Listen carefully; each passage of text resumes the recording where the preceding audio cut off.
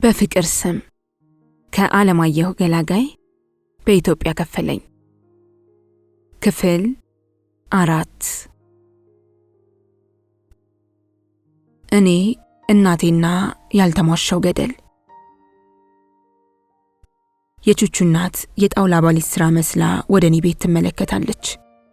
ብቻዬን መሆኔን ስታረጋግጥ ልጇን ከቤት እየጎተተች ትወጣና በር ላይ የተተከለ ይመስለኝ የነበረውን ወንበር በሌላኛው እጇን ጠልጥላ ታዘግማለች። ያቧራውን እግር መንገድ አቋርጣ ወንበሩን እኔ ደጅ ላይ ታስቀምጥና ልጇን ታሳርፈዋለች። ጉጥ አይኗን እኔ ላይ እንደተከለች ነጠላዋን ትከናነባለች። ከልጇ ቀስፎ ከሚይዝ ቀስታ ስትላቀቅ የበለጠ ትፈጥናለች። አይኗ የእንጨት አልቅት ነው። እንደተለጠፈብኝ ደሜን ይመጠምጣል። አንዳንዴ ፊቷ ተገልብጦ ይታየኛል። አገጭ፣ አፍ፣ አፍንጫ፣ አይን፣ ግንባር፣ ክንብንብ። ግልብጥ ፊቷን መልሳ ትሄዳለች። እኔና ቹቹ እንፋጠጣለን። ከግንባሩ ስር አይኖች አይታዩኝም፣ ግን ያያሉ። አጥንት የሚያደግ ጸጸት እንደ አውሬ ጉብ ይልብኛል። ቹቹን መለወጥ የሚያሰኝ ህመም አስተናግዳለሁ። በሱ ውስጥ እኔን ለመመልከት እሞክራለሁ። በማይታዩ አይኖች ራሴን መመልከት። በእኔና በቹቹ መካከል ትልቅ መስታወት እንደተጋረጠ ሁሉ እኔ ራሴን እሱም ራሱን እንመለከታለን ብሎ ማመን። እሱ የኔ ነጸብራቅ ነው፣ እኔ እሱ። እውነታው እንዲህ ተገላብጦ ተቀናብሯል። አበባ ከመጣች አደነጋገጧ የወደቀ ወርቅ ያገኘች ያስመስላታል። የሚያዋክቧት እህቶቿና እናቷ እንደሌሉ ስታውቅ ወደ ቹቹ ትቀርብና ግራ እጇን ጭና አይን ለሚፈራው አምላኳ ትጨፍናለች። ለረቂቁ የአምላኳ ጆሮዎች ድምፅ ሳታወጣ ከንፈሯን ታንቀሳቅሳለች። አምላኳ እንደ እናቴ ውቃቢ በሽታን ከአንዱ ወደ ሌላው ማስተላለፍ ከቻለ ቢያደርግብኝ የሚል ምኞት ያድርብኛል። እቴቱ ከመጣች እግሯን ስርቅታ ይዘዋል። ቁርጭምጭሚቷ ይታነቃል። እኔን ስታይ ወደ ትልቁ ቤት ታመራለች። አፍታ ሳትቆይ ዝርግ ሳህን ላይ እንጀራ ጥፋ ትመጣለች። አሁንም እግሯን ስርቅታ ያንቀዋል። ከግቢ ወጥታ ወደ እናቴ መደብ ትሄዳለች። በስሎ ያልወጣለት ወጥ አፍስሳ ትመለሳለች። አንድ ሁለቴ እግሯን ስርቅ ይለውና ቹቹን ተጠግታ ትሰጠዋለች። አንዳንዴ አይቀበላትም። ጭኑ ላይ ያስቀምጣለት ትሄዳለች። እቴቱ ሁኔታ ላይ የወትሮ ባህሪዋን የለወጠ ጸጸት ያናበብኩ ይመስለኛል። ታውቅ ይሆን? ቻይና ከመጣች በቃል ኪዳን ተንጠልጥሎ በቀረው እንዳካሄድ ቀጥታ ወደ እኔ ታመራለች። እንዳቀረቀረች ኩርፊያ ቅልቅል ሰላምታ ታቀርብልኛለች። ሰላም ነው? ሰላም ነው እላታለሁ። ከሳህ ስትል ጠፋህ ያለችኝ ይመስለኛል። አለሁ። ሂሽ ከዛ ነው ያልኩ፣ አላበዛውም? ቀና ብዬ አያታለሁ። ከኔ የበለጠ የሷ ፊት ጭር ያለ ነው። ለሐዘን የተላጨችው ራሷ ላይ ጥቁር ኮፍያ ደፍታለች። እህቶቼ ከጥቁር ጨርቅ ቀሚስ ሲያሰፉ ቻይናንም ሞክረዋት ነበር። እንቢ አለች። እህቶቼ ከመቼውም የበለጠ አለባበስ እህትማማቾች አድርጓቸዋል። እናቴ ውቃቢ አይፈቅድም ብላ ጥቁር አልለበሰችም። እናቴን እየፈራኋት መጥቻለሁ። አይኔ ግን የበለጠ እንደፈራት ይሰማኛል። ምናልባትም እንደ ቹቹ እናት አይኔ የእንጨት አልቅት ሆኖ ሳይለጠፍባት አልቀረም። ቀልቧን ስርቅ ሲለው ይታወቀኛል። ፊቷን መልሳ ወደምትሄድበት ትሄዳለች። አንድ ቀን ግን እስቲ አይንህን መለስ አድርገው ልጄ፣ ደግ አይደለም እንዳትወጋ አለችኝ። ከዚያች ቀን አንስቶ በእኔና በእናቴ መካከል የማይለካ ገደል መፈጠሩ ተሰማኝ። አንድ ቀን ጦሴን ሁሉ ሰብስባ ከነወለዱ እንደምትጭንብኝ አስቤ በተስፋ መጠባበቅ ጀመርኩ። ቹቹን ከማየትና ከማሰብ ቹቹን መሆን በስንት ጣሙ። አንድ ቀን አላዛርን ሆኜ ተኝቼ ስነቃ ቹቹን ሆኜ ወንበሩ ላይ ይገኛለሁ። አልፈራሁም። የተዋሱትን መመለስ፣ የተበደሩትን መክፈል እረፍት እንጂ ጭንቀት የለበትም። እስከዚያው ነፍሴ እፎይታ ተነስታ በቅስፈት እንደታበጥኩ መኖር የማይለወጥ ዕጣ ፈንታዬ ይመስለኛል። ይህን ሳልነግራት የምትረዳልኝ ቻይና ብቻ ነች። ኮፍያዋን ለወንዳውንድ ሀፍረት ወደ ግንባሯ እየጎተተች ሰላም ነው ትለኛለች። ሰላም ነው እላታለሁ። ከሳህ ጠፋህ ያለችኝ ይመስለኛል። ረድፉም እንደዚያው ስለሆነ አለሁ እላታለሁ። ሂሽ ከዛን ያልኩ አበዛው። ወንዳ ወንድን ባይተናነቃታል። አድርጋ የማታውቀውን እጇን ትከሼ ላይ ጣል አድርጋ ካለውበት ቦታ ገለል እንድል ትጋብዘኛለች። እኔና ቻይና ስንሄድ እናቴ በድንችና ሽንኩርት መካብና መናድ ትጠመዳለች።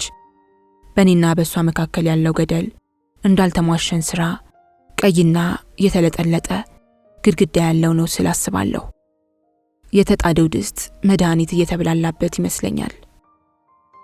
ቻይና ምንም ሳትል ያለውበትን ሁኔታ ለመለወጥ ትሞክራለች። ስፖርት ቤት ሄደን እነሳኮን አስከትለን እንወጣለን። የካራቴ ውዝዋዜዎችን እያሳዩና እየተመካከቱ ፊልም ላይ ያዩትን ይደግማሉ። ሊያ አፍንጫውን ጠረግ እያደረገ ሳኮ ላይ ይሰነዝራል።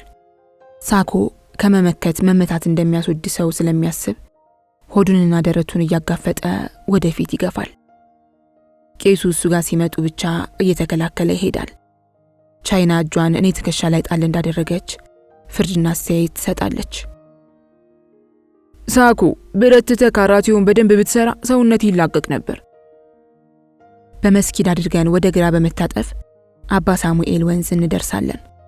አባ ሳሙኤልን ከኦፋ አቡካ ያላነሰ የሚያምኑበት አሉ። የሰው ግብር አለው ይላሉ። እውነትም ቢያንስ በአመት አንድ ልጅ በአባ ሳሙኤል ይዋጣል። አስክሬኑ የሚገኘው የመለማመኛ ስነ ስርዓቱ ሲካሄድ እንደሆነ የሚያምኑ እዛው ሄደው ቡና አፍልተው ሰንደልና ዕጣን አጫጭሰው ዶሮ ወይም በግ ሲያርዱ አስክሬኑ ከዘቀጠበት ወጥቶ ይንሳፈፋል። እልልታው ይቀልጣል። ይህን በሰሚ እንጂ በአይን አላረጋገጥኩም። የማይዋሹ ሰዎች የመሰከሩበት በመሆኑ ያየው ያህል እየተሰማኝ መጥቷል። ልጆች ለጥቂት ጊዜ አባ ሳሙኤልን ፈርተው ይቆዩና ሲረሱት መጥተው ይዋኛሉ። እዚያ ስንደርስ ሳኮ እንዳቢወጥ ጠባቂዎች ቁም ብሎ ይጮሃል። ጉዳዩን አፈሳ የሚያስመስለው ኪሳቸውን ለመፈተሽ ነው። እስቲ ኪስህ ገልብጠው፣ ይሄ ምንድን ነው? ተወርሷል።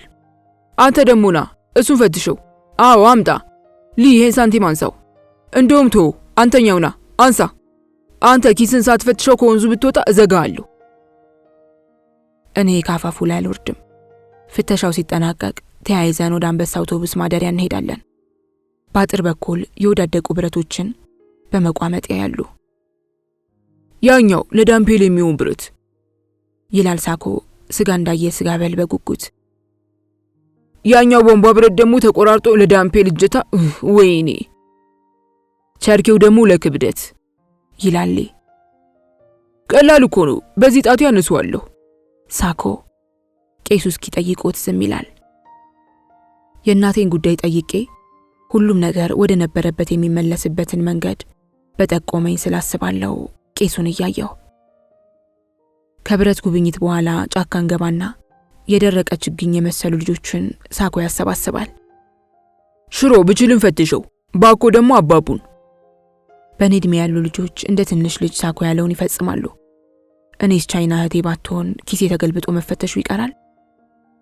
ጭራሮ ሰብሳቢዎቹ ልጆች በጭራሮ የተፋፋቀ እጃቸው የስምረትን የእንባ መስመር ያስታውሳል። በመፍራታቸው አብረው በማያኗኑር አኳኋን ይፈታተሻሉ። በእንጨት ዘርነታቸው የቹቹ እናት ዝምድና ይኖራቸው ይሆናል ስላሰብኩ። ወገቡ ላይ ቀርቅሮ ከሆነ ይው ይላል ሳኮ። ከሽሮ ከብችል ከባኮና ከአባቡ ጋር አንድ ላይ እንማራለን። አንድ ሰሞን የቢዘን ፉርጎ እያሉ ያበሽቁኝ ነበር። ማየት እንኳን አቅቶኝ ስደናበር ብዙ ቆየሁ። በኋላ ብችልን ስመለከተው ሌሎቹን ጠቆመ። እኔን ሳይሆን ቻይናን ፈርተው እንደተርበተበቱ አውቃለሁ። ዛሬ ምንላ ለማየት ይሽበለበላሉ። እኔን አንቆ ያዘኝ በእኛ መካከል ያለው መበላለጥና መለያየት እንዴት እንደተፈጠረ ማሰብ ነበር። ሳኮ፣ ሊ፣ ቄሱ፣ ቻይና፣ ሽክና፣ ሽሮ፣ ብችል፣ ባኮ፣ አባቦ ብዙም በማይበላለጥ እድሜ ውስጥ ሆነን ይሄ የማስፈራራትና የመፍራት የማዘዝና የመታዘዝ ልዩነት እንዴት መጣ? ካራቲ ከሆነ ሌሎቹን መሰልጠን ይችሉ የለም እና እንደኔና እንደ ሹቹ መንፈስ የማቀያየር ቁማር እናቶቻቸው ሳይጫወቱ አይቀርም። ልጆቻቸውን ካርታ አድርገው እየፈወዙና እየተከፋፈሉ በመሸናነፊያ መንፈስ ዳኝነት አንዷ ተበልታ የነፈዘ ሌላዋ በልታ የነቃና የበላይ የሆነ ልጅ ይዘው የቀሩ ሳይሆን አይቀርም። በተገኘው ሻሜታ፣ ሽልጦ፣ ሙዝ ወይም የሼህ ሆጀሌ ዘመዶች ጋር ሄደን ፓስቲ። አንዳንድ ጊዜ ገንዘብ ከእህቶቼ ተቀብዬ ለቹቹ ፓስቲ ይዤለት እመጣለሁ። ደሞ ዱርዬ ልታደርገኝ ይላል። መብላቱ ግን አይቀርም። አንድ ቀን እናቱ እኔ ደጅ አስቀምጣው እንደሄደች ሳትመለስ ቀረች። እኔ እናቴና ስርቅታ። ናፍቃን ያላያችሁ ወንድነኛ አላችሁ፣ አፋበትን ያላያችሁ ወንድነኛ አላችሁ፣ አቁርዳትን ያላያችሁ ወንድነኛ አላችሁ። የአባቴ ሞክሼ ትልቁን ቤት አርገፈገፈው። መርገፍገፉ ሳቅ ይመስላል። እንደ ቄሶቹ ቢዘንም የሚለውን እንጂ የሚያደርገውን አትዩ የሚባልለት ጀግና ቀስቃሽ ነው። አፈሳ መኖሩ የሚታወቀው የቢዜን ድምፅ ሲጠፋ ነው። ከእናቴ ጋር አይን እንደ ድንጋይ እንወራወራለን። የሚፈነክት አይኔ 2 ጊዜ አይኗን አግኝቷል። የአይን ማቀፊያዋ ዘግኖ ውስጡ መቅላት ነበረበት። ምሽጓ የድንችና የሽንኩርት መደብ ስለሌለ ወሬ ውስጥ ትደበቃለች። የዚህ ልጅ እናት የት ገባች ይባላል? ቀልቧን ስርቅ ሲለው ይታወቃል። ዝም ቤቱ ያደመባት ይመስላል። ትናንትና ባለም ፀሐይ ድልድይ አድርጋ ወደ ሰባራ ባቡር ዥው ብላ ስትሄድ ያያት ሰው ነገረኝ። ስርቅ ዝም። ልጁን ቤቱ ማመላለሱም ገደለን። ጠዋት ማምጣት፣ ምሽት መመለስ፣ በዚህ ላይ ተዘግቶ ያለ ቤት ሲገባ ቢለከፍስ ትላለች ብለው የጠበቁት እህቶቼ ተያይተው ተጠቃቀሱ። ቻይና ለሁሉም ሳትናገር አልቀረችም። የቤታችን መንፈስ ተበርዟል። ባይሆን ከቀልቧ ሆና እስክትመለስ ልጁ ታለ ቤት ይተኛ፣ ታለ ድሮ መኝታው እዚሁ። ስርቅ ስርቅ ስርቅ። ለምን አልኩ። ዝም እህቶቼ። ለምን እዚህ እመጣለሁ? እዛው ተኛለሁ። ከሱ ጋር? አዎ። አይሆንም። ስርቅ ስርቅ ስርቅ። የማይሆነው ከሆነ ቆየ ባክሽ አለች ቴቱ። የእናቴ ልብ ለባሏ ያለቀሰችውን ለራሷ ሳይደግምላት አልቀረም። የልጆችሽ ተገልማጭ አደረኩሽ፣ የልጆችሽ ተለማማጭ አደረኩሽ። እናቴ ልታሳዝነኝ ሞካከራት። አልሞት ባይ ተጋዳይ የመሰለ ደካማ ድምፅ ላከች። ይሁን ካላችሁ መሬት ለልጁ ይነጠፍና። አይ እኔ ነኝ መሬት የምተኛው አልኩ። ምን ነካኝ? ዝም። እንዳባዬ እንኳን የምትሸፋፈነው ያጣች መሰለች። አይኗን ባቀረረ። እንጃ ብቻ የአይኖቿ ኳሶች አብረቀረቁ። ምን ይሁን የምትሉት? አለችና እንግሊዟ ስምረት ቆመች። ምንድነው አፋፋውን የምትሏት? አንቺ ምን ታውቂያለሽ? እቴቱ በሚጋረጥ ጸባይዋ ምስጋለች። ሁሉም ጥቁር ለብሰው የአንድ ቡድን አባል የሚበጣበጥ አስመሰሉት። ረቂቅ ተነስታ መካከል ቆመች። አውቃለሁ፣ ማንኛውም እናት የምታደርገውን ያደረገችው። በቃ ሰይጣን የተገሰጸ ይሁን አለች አበባ። ዝም በይ፣ ዝጊ፣ ያዣፍሽን። ሁሉም ጮሁባት። ከዚህ በላይ መቆየት አልቻልኩም። ወደ ሳንሰር ክፍል ያመራሁ። ከነገ ጀምሮ እዚች ክፍል ውስጥ ፕላኔት ትዘገያለች። ፀሐይ ትንቀራፈፋለች። ልጓሞች ይጠብቃሉ። ሰዓቶች እንደ ገደል ማሚቶ ራሳቸውን ይደግማሉ። 1 ደቂቃ በ600 ሰከንድ ይመነዘራል። 1 ሰዓት 600 ደቂቃ ይሆናል። ወደ ላይ የመውደቁ መምዘግዘግ በ1 10ኛ ይዘገያል። ጸጸት ያጋሽባል። ገልና ዳ ተሸራርፎ ለማለቅ ይሞክራል። እኔ የተቀደደው ሰማይና የረጋው አየር። በብሪተኛ ነፋስ እንደተመታ ደመና ጊዜ በተለዋዋጭ ነገሮች ተሞላ። ለትረካ እንኳን ማዘግየት አዳገተ። ግንቦት 13 እናቴ ሩፋኤልን ባነባበሩ ስትዘክር ብዙ እንግዳ ሰዎች ባስፈሪ ፊት ታጅበው ጠበል ጣዲቁን ተሻሙት። ልብሳቸው ላያቸው ላይ አልቆ የኔ ብጤ ሰራዊት ይመስሉ ነበር። የዛኑ ቀን አመሻሽ ጓድ መንግስቱ ኃይለማርያም መሸሻቸው ተለፈፈ። የበለጠ ለውጡ ፈጠነ። ሁሉም ነገር ቀጥ ብሎ የቆመው ግንቦት 22 ከቀኑ 5 ሰዓት ገደማ ነበር። ያን ቀን ረፋድ ላይ ፍራሽ ላይ ሆኜ መጽሐፍ ቅዱስ እያነበብኩ ነበር። ቹቹም ካልጋ አልወረደም። ወዲያው አንድ ጎላ ያለ ድምፅ ተሰማ። ቹ ቹ ቹ! ሳኮ ነበር። ተነስቼ ስወጣ ቹቹ ተከትሎ ቀስ እያለ ወጣ። ቻይና ቀድማው ነበር። በስስ የስፖርት ጃፖኒ ነበረች። ለዳምፔል የሚሆን ብረት እናምጣ፣ ሰው ሁሉ እየሄደ ነው። ሳኮ ነበር። ከኋላው ሊና ቄሱ አሉ። ቻይና ልብስ ልትደርብ ስትገባ እኔም አብሬ ለመሄድ እንዳቆበቆብኩ ቹቹ ተረድቶ ኖሮ እንዳቀረቀረ ደሞ እኔም እሄዳለሁ አለ። የት አልኩት። ደሞ እንጃ፣ እኔ እናት የለኝም። ደሞ አትቀልድ አልኩት። በዚህ መካከል ቻይና መጣች። እረግምሃለሁ ደሞ አለ። ቻይና ስቃ ምንድን ነው አለች። ልሂድ እያለ ይምጣ ብላ ሳኮን አየች። እንዴቹ እሱን ስንጎትት ዳምፔሉ ያልቃል። እሱ ቀስ እያለ ይምጣ። ቻይና እኔን አየች። ቀስ እያልክ ይዘውና ለማለት እንደሆነ ገባኝ። እሱን ይዤ ሩፋኤል እስክደርስ እነሱ 3 ደርሰው ይመለሱ ይሆናል። እየሳኩ አየሁት። አቀርቅሮ በሱ ጉዳይ የምናወራ አይመስልም። እሺ አልኩ። ደሞ እመርቅሃለሁ አለ። አዘገመን። እነ ቻይና ካይን ጠፉ። ጉልት ስንደርስ እናቴ ልብሳቸው ያለቀውን ወታደሮች አስቆማ ትጠይቃለች። ስለ አባቴ እንደሆነ ጠርጥሬያለሁ። ፋንታዋን አልቅሳ በእምነት ያላለቀሱትን ድርሻ ትሻማለች። እኔና ቹቹን ብታይንም እንዳላየ ዝም አለችን። ነገሮች ሁሉ ተዋክበዋል። እኔና ቹቹ ብቻ በዘገየች ፕላኔት ጥላ ስር በዘገየ ልብ ምት የጨረቃ ላይ ጉዞ እናካሂዳለን። በመጨረሻ አባ ሳሙኤል ለመድረስ ጥቂት ሲቀረን ጊዜን ያቆመ ክስተት ተፈጠረ። ባዶ በርሜል በያዙ ሰዎች እየተገፋን ስንኳዝ ድንገት ብሩህ ሰማይ በአፍታ ጨለማ ተውጦ የሚያፏጭ ንፋስ በጭንቅላታችን ላይ አለፈ። ተከታትሎ እንደ ጋሽ ተገኔ ሰማዩ ደንግጦ ያልተረገዘ ሰዓት አስወረደው። ፍጻሜ ዓለም መሰለ። ከከባድ ፍንዳታ ተለጣጥቆ ብናኝ አካባቢውን ጉም ሰራበት። ወዲያውኑ በግማሽ ተቃጥለው ደም የሚያበራቸው ሰዎች የብናኙን ጠልቅ እየጣሱ አልፎን ሲሄዱ የጀሶ ምስል ይመስሉ ነበር። የተጨባጭ ዓለም ውል ማፍረስ ተካሄደ። ድንገት ቀዝቃዛው አየር እሳት ጸንሶ እቶን ሲወልድ ቅጽበታት በቁት።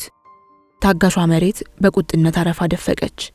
ለወትሮ በሰው ጉዳይ ሲገቡ የማይታዩት ግድ የለሽ ተክሎች የሚሸሸውን አንቀ ያስቀሩት ጀመር። የተፈጥሮ ቃል ኪዳን ፈርሶ የማይሆነው ነገር ሁሉ ሆነ። የእናቴ ድግምት ጥሪ ቁጣ ሆኖ ዓለምን አንቀጠቀጠ። አብዮት ጥበቃዎች የፈሩት ይሄን ነበር። ብናኙ የማይንቀሳቀስ ከመሆኑ አንጻር እርጎ ውስጥ የተቀመጥኩ መሰለኝ። የእርጎ ውስጥ ድምፅ ዘገምተኛ ሆኖ እንደ ላስቲክ እየተሳበ ማለፍ ጀመረ።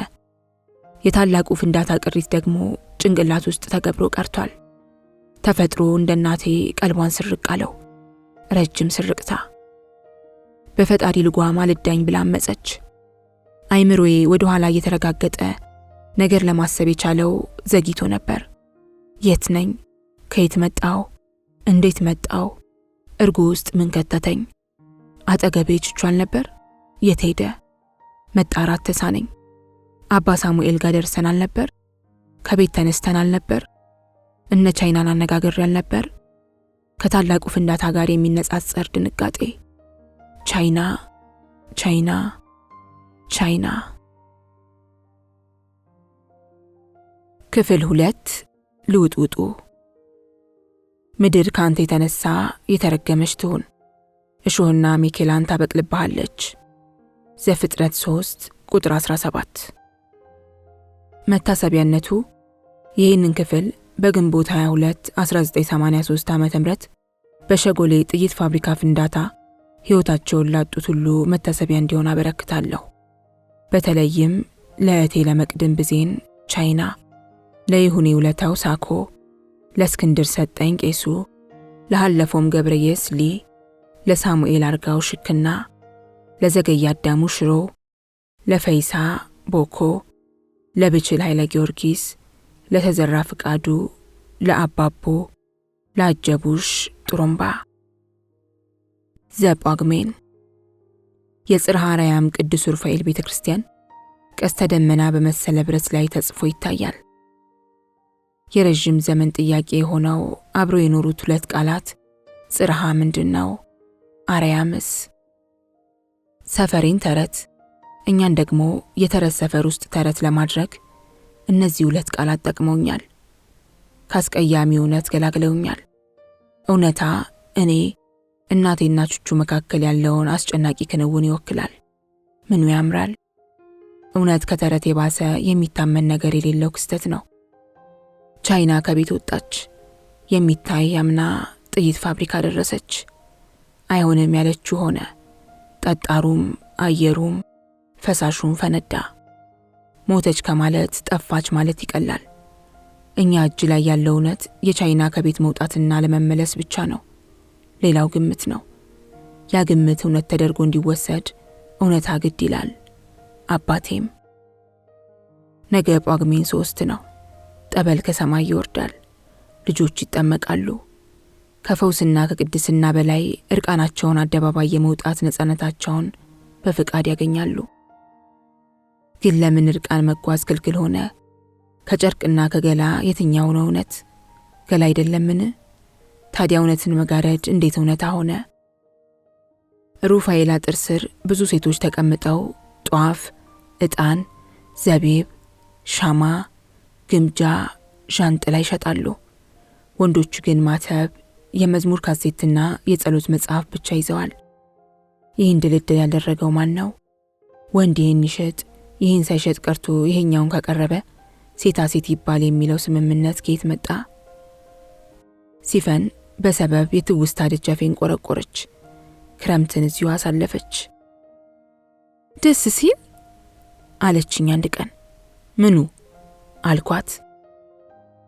መንግስት ያለውን አልሰማህም? ራሴን ባሉታው ዘወዝኩላት። ጥልፍ አይኗን በቄንጥ ጨፈን ገለጥ አድርጋ በአሁኑ ዓመት ተማሪዎች ሁሉ አልፈዋል፣ መውደቅ የለም ተብሏል ከማትሪክ በስተቀር ደስ አይልም? ድንቅ አልሆንልህ እንዳለኝ ገብቷታል። ቡና ላፍላለህ አንተ ክፍል። ሰሞኑን ደጋግማ እንዲህ ያለ ግብዣ እያቀረበችልኝ ነው። ፍላጎቱ አልተጨበጠልኝም። አንጓች አይኑ ይወጋል፣ ትከሻው ይከብዳል፣ አደብ ገዝቶ ክፍሉ ቢቀመጥ ጥሩ ነው ብላለች። ለምን ክፍልህ ቡና እያፈላሁልህ? የመጀመሪያ ቀን ግብዣዋን በፍርሃት አስተናገድኩት። የሁለተኛ ቀን ግብዣዋን ግን ተንኮል ደግሼ ጠበቅኩት። ቹቹን ከኔ ክፍል አውጥቼ ትልቁ ቤት በር ላይ ያስቀመጥኩት።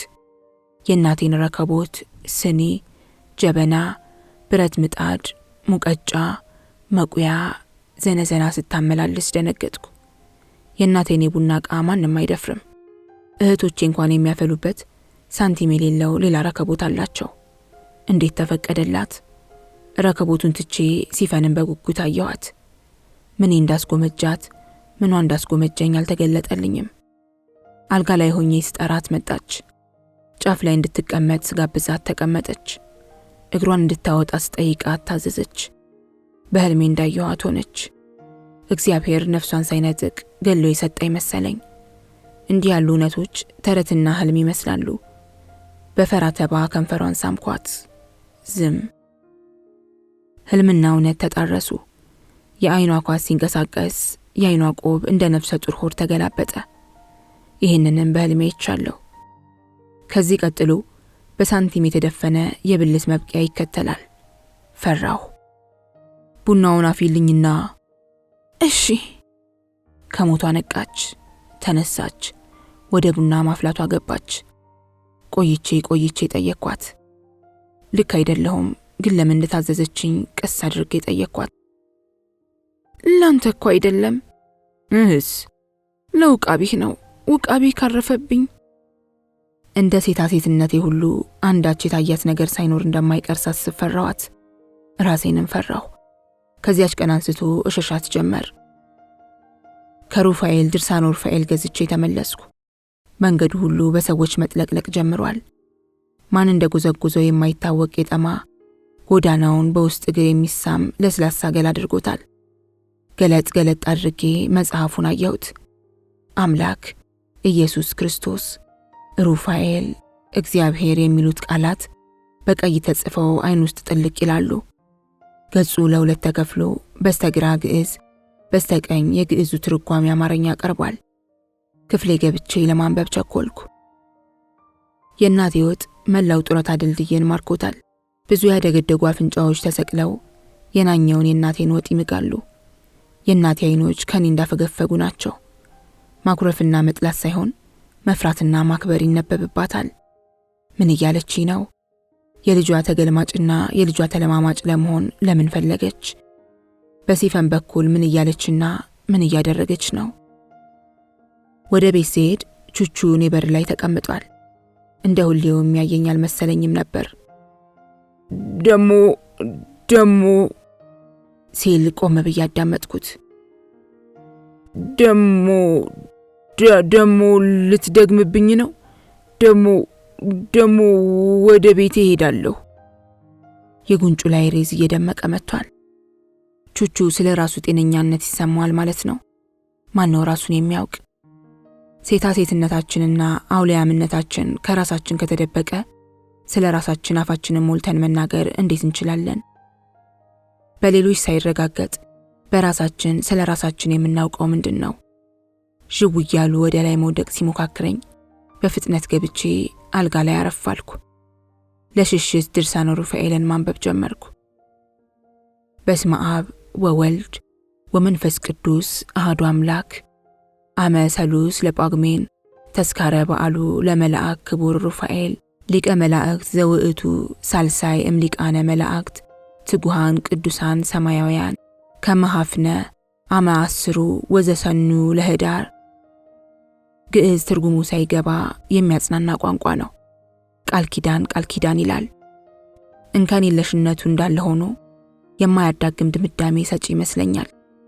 ቄሶች በአክራሪ ጉዳይ ላይ ግዕዝን ከጠቀሱ ጉዳዩ እንዳበቃለት ሲቆጠር ብዙ ጊዜ ተመልክቻለሁ። ሲናገሩት ሆነ ሲያነቡት የለደለደ ደርባባ ነው። እንደ አንዳንድ ቋንቋ ነጠላ ከውካዋ አይደለም። የቹቹ እናት በግዕዝ ብትናገር ኖሮ ደርባባ መቤት ትሆን ነበር እያልኩ አሰብኩ። እቴቱም ስታለቅስ በግዕዝ ቢሆን እንደ ቄሶች ወረብ አነሳሱና ወዳደቁ ባማረላት ነበር። ትንሽም ጥሩ የማይሆነው ሲፈን በግዕዝ ብታወራ ነው።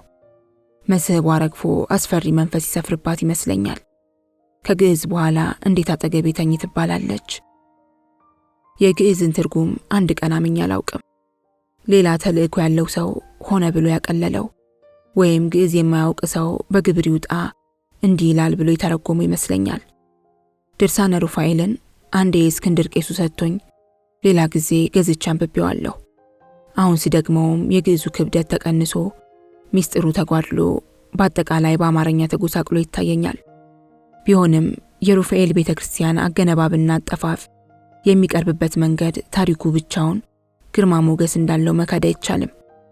አንዳንድ ያነበብኩትን አይኔን ጨፍኜ ከምናባዊ እንቅስቃሴ ጋር ደግመዋለሁ።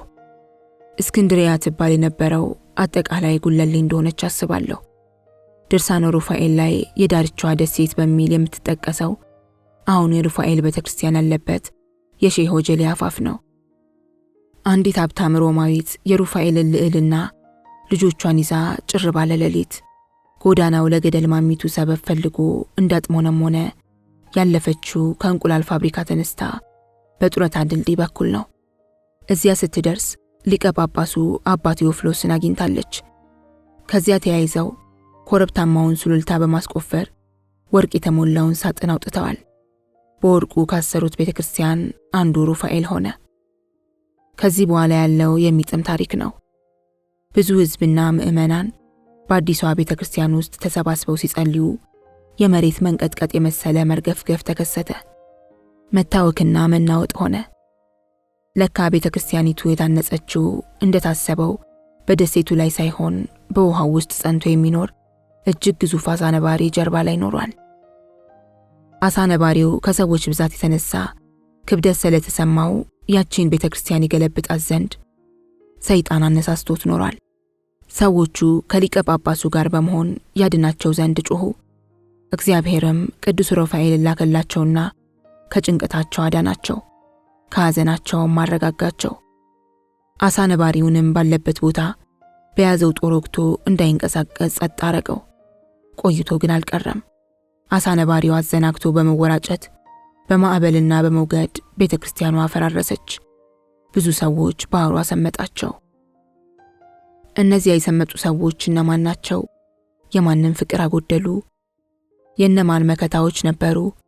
ለእነማንስ ሲቆረቆሩ ነበር? እቅዳቸውስ ምን ነበር? የድርሳኑ ግድ አልነበረም። የሰው እውነታ ይሄው ነው።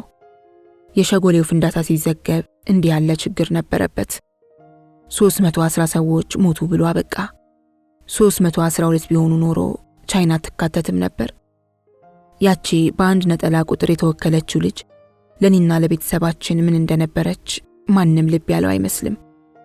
ምናልባትም በዘገባው ቁጥር ላይ የተነሳው ክርክር ይህንን ያመላክታል። የሟቾች ቁጥር ከዚህ በእጅጉ ይልቃል ያሉ ወገኖች ነበሩ። የአንድ ሰው ዋጋ የትየለልነት ያልገባቸው ናቸው። ከእውነትና እውነታ ማምለጫ ቦታ አጣሁ። መንጎዳጎድ ሲበዛ እህቶቼ ከየተበተኑበት እንደተመለሱ አወቅሁ። ዕቃ ከዕቃ ካላገጩ ነገሮች አይሰለጥኑላቸውም። በፊት ወደው የነበረው ይህን የሴቶቹ ካታ ነበር። ተአምራት ጳጉሜን 3 ብዙ ተአምራትን ልቤ ይጠብቃል። ምናልባትም ልጆች ሳለን ራቁታችንን የቧረቅንበትን የዝናብ ጠበል፣ ጉድፍ የበዛበት ውሃ መውረጃ ሳይቀር በጠበል መሞላቱን በማየት ጭንቅላቴ ላይ የተቀረጸው የተጋነነ እምነት ይሆናል። ለማቃጠል የተፈጠረው የልጆች ጠላት ሳማ ሳይቀር በዚህ ቀን ሰማይ ቤት መላእክታት ያሸበሽቡለትና ቅዱሳን የቀደሱበት ጠበል ይጠጣል። ውሻችንን ገልጆን እንኳን የተጠለለበት የሰንሰል ጎጆ ድረስ ዘልቆ ያረሰርሰው ነበር። ቹቹ ብቻ ጠበሉን ይቃወማል። ልክ ጥሩምባ እንደሰማ ሁሉ እየተረበሸ ለመከላከል ይሞክራል። የሚከላከለው የያዘችውን እናቱን ሳይሆን ጠበሉ ጭንቅላቱ ላይ እንዳይዘንብ ነው። ድንጋጤው ለ3 ቀን የሚለቀው አይመስልም። ዝናብ ሲጀምር ደሞ መጣብኝ ደሞ እያለ ያጉረመርማል። በጳጉሜን 3 እና በግንቦት 13 ከቤቴ መውጣት አልወድም። የሰው ብዛት ራስ ያዞራል። የሰው ብዛት ብቻ ሳይሆን ያካሄድ ስልቱ መዘበራረቁ እንደ ሹቹ ፈር ባልያዘ ተቃውሞ እንዲጮሁ ያስገድዳል።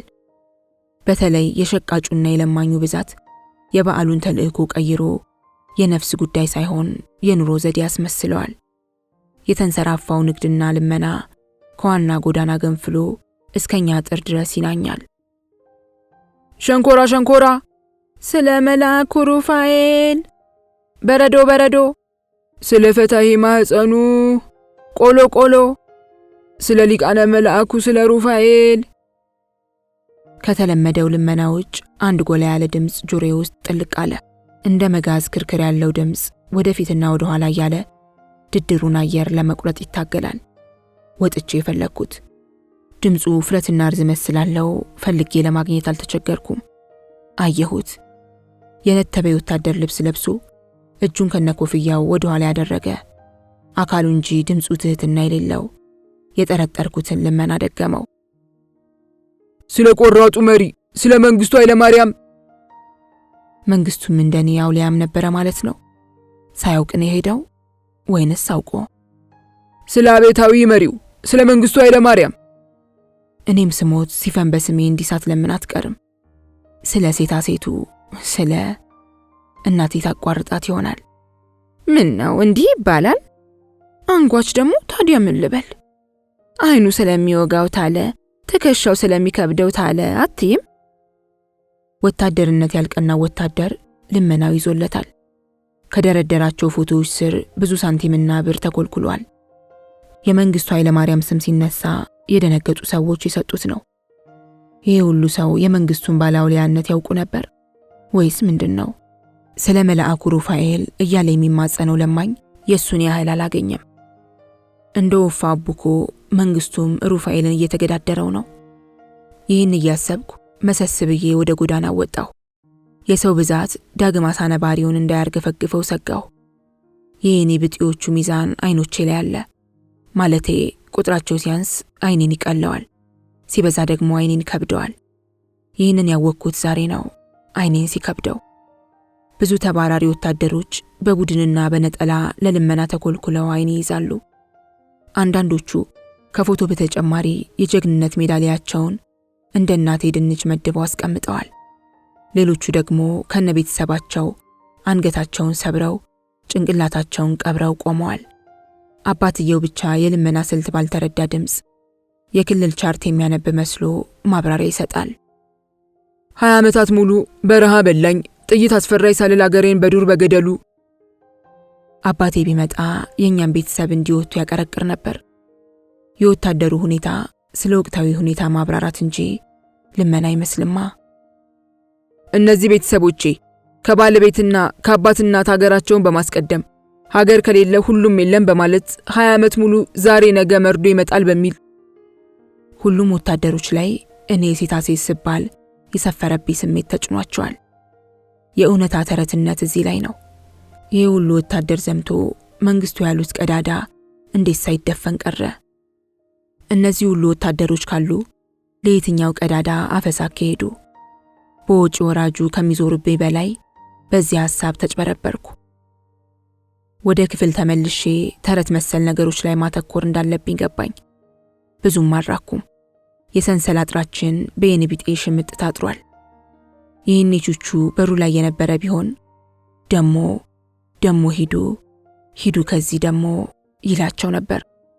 በየንቢጤዎች ላይ የበላይነት ተሰምቶታል እንጂ ፈርቷቸው ቢሆን ኖሮ በሁለት እጁ ሁለት ጆሮቹን ደፍኖ ይጮሃል እንጂ ሂዱ አይልም ነበር። ይህን እያሰብኩ አጥራችንን አልፌ ቆምኩ። 3 ወታደሮች ከልመና በኋላ ይመስላል በራችንን አንቀው ቆመዋል። አንዱ የሌላኛው ቅጂ ያስመሰላቸው ችግር እላያቸው ላይ ተላኮ ይታያል። በተለይ ጫማቸው እላያቸው ላይ ተበታትኖ ሲታይ የድንጋይ ኳስ ለዓመታት ሲያጎኑና ሲያንቀረቅቡ የኖሩ ይመስላሉ። የደርግ ወታደሮች እነ ድንጋይ ኳሱ ከመቼው ተበትነው ከመቼው ደረሱ። ድርቅ ብዬ እንደቆምኩ ከበስተኋላዬ እናቴ ገፍትራ ባፈጥሜ ልደፋኝ ነበር። ከቀልቤ ሆኜ ስመለከት አንዱ ወታደር አንገት ላይ ተንጠለጠለች። መሬቴ መሬቴ፣ ቤቴ ቤቴ፣ ጓዴ ጓዴ አለች። ወዲያውኑ ግቢያችን በሰው ጎርፍ ተሞላ። እህቶቼ በሰው ባህር ላይ የቀዘፉ ወታደሩ ፊት ደርሰው ፍስስ ይላሉ። እቴቱ በለቅሷ ስልት ትር አባዬ ብር አባዬ ትል ጀመር። የኔ ታናሽ የቴቱን አባዬ እየተከተለች ልቤን ትላለች። አባቴ ከሙታ እንደተነሳ ቆይቶ ገባኝ። ከመልአከ ሞት የይቅርታ ደብዳቤ እስኪሰጠው ቢያንስ ለ3 ወር ያህል በመቃብር ቆይቷል። አኳኑ የሚገልጸው እንደ ነገሩ ለበስ የተደረገውን መቃብር ፈንቅሎ እንደወጣ ነው። ልብሱን ሳያራገፍ እንኳን ወደኛ ዛብሎን ውሃ የለም፣ ንፍታሌም ወንዝ አይፈስም፣ ገሊላ ኩሬ አያቁርም፣ ቅፍረናሆም ጅረት አይገኝም፣ ደብረ ዘይት ፏፏቴ አይንዶለዶልም። ሲፈንስ ድርድር። ሲፈን እንደመጣች እናቴን በባልንጀራነት ኩራት ጎተት አድርጋ በጆሮዋ አንዳች ነገር ነገረቻት።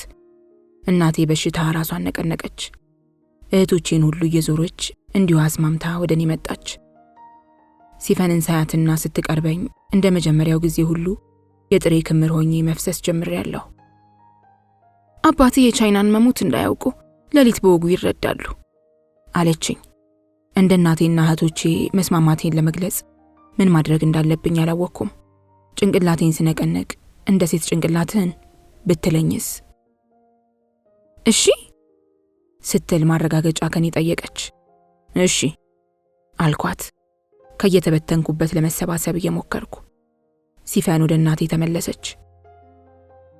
ወታደሮቹን ይዛ ወደ ቤት ለመግባት እንግዳ መስሎ የተኮለኮለው ሰው እንዳላስቻላት ገባኝ። ለመጀመሪያ ጊዜ ከአባቴ ጋር አይን ላይን ተገጣጠምን። ግንባሩ ላይ ብይ መሰል እብጠት ይታያል እንጂ እሱ ነው። አባቴ መንፈሴን ያነበበ መሰለኝ።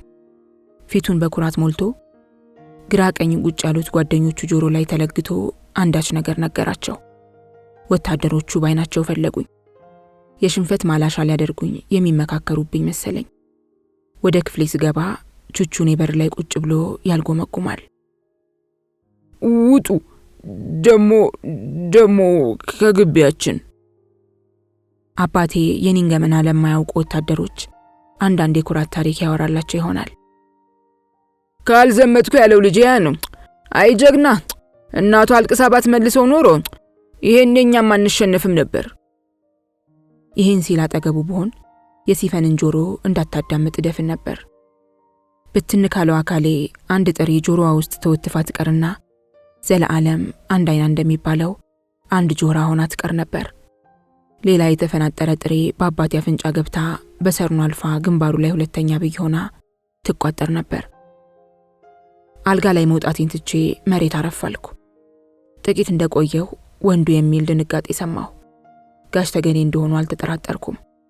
በአብዮት ጠባቂነት የሚፈለጉ መስሏቸው ካይል ለመሰወር ለ3 ወር ከቤታቸው አልወጡም።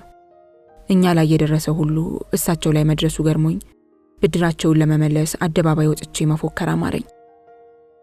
ጓዶች፣ ጋሽ ተገኔን የምትወስዷቸው ሬሳዬን ተረማምዳችሁ ነው። አሳዳጃቸው ደግሞ ተሳዳጅ የነበረው የአባቴ ሞክሼ ቢዜን ሰላምና መረጋጋት ሆኖ የራሳቸውን ጠመንጃ ይዞ በራሳቸው ስልት ተከናንቦና ካፖርት ደርቦ ነው። የተሸነፍነውም እኛ ያሸነፍነውም እኛ ማለት ይሄ ነው። ለሩፋኤል ተሸናፊ የሩፋኤል አሸናፊ ተመደበለት። ወንዱ አሉ ከለቅሶ ትንሽ ጠይም ባለ ስሜት። አሁንም አሻሚ ነው። ወንዱ ያሉት ራሳቸውን ከሆነ ተሸንፈው ተደብቀዋል። አባቴ 2 ወታደር ማርኮ የመጣ መስሏቸው ይሆን እንዴ? ወንዱ ብዜን ይኸዋ! ማን ነው እጁን የሚይዝ? ወንዱ የመጣ ይምጣ ያሉ ይመስላል። እኔ ተስፋ እንደቆረጥኩት ሁሉ ውሽማቸው ሴታ ሴት ብላቸው ይሆን? አንተ ጸረ ሕዝብ ተሸናፊ የደርግ ወታደር ታሞግሳለህ የሚል ድምፅ ተከተላቸው። እናቴ እኔን ፈንታ ተጋፈጠችልኝ። አንተ የጓሮ ወንድ አፋበት ምናምን እያልክ ተሸሽገ የሰው ልጅ ሁሉ ስታዘምት ቆይተ ዛሬ ጠመንጃ ተያዘና ልቀቁኝ፣ እኔ በቀዋለሁ። ይሄ ፈሳም ጠመንጃ ቢሸከም አተኳኩሱን የታውቆት ልቀቁኝ። ወዲያው ብዙ ሰው ሳቀ። ብዜን እናቴን ፈርቶ ከነጠመንጃው ሮጠ። በስንት ድበቃ ካፈሳ ያተረፍኩትን ነፍስ ጠመንጃ ሰጥተው ሊያስገድሉኝ ይላል ሮጦ ሲጨርስ በቹቹ ስልት። መቼም በዚህ ሰዓት የእህቶቼ ጫማ ትዝ ሳይሉ አይቀርም። አውልቀው የጠፈጠፉት። እንግዶቹ ወታደሮች ምን ይሉ ይሆን? በብዙ ተአምራት ተሽሎክሉከው የአባቴን ጨርቅ ይዘው ከመላእክ ሞትና ከአጋፋሪዎቹ የማምለጣቸው ተአምር ተረስቷቸው ወይ ተአምር ይሉ ይሆናል። አንደኛ ተሸናፊን ወታደር በአሸናፊ ወታደር ደንብ ወንዱ እያለ የሚቀበል ማህበረሰብ። ሁለተኛ እነሱን ያሸነፈው ወገን እዚህ ግቢ በሴት ተሸንፎ መሮጡ። ሶስተኛ ሲፈን ገባች።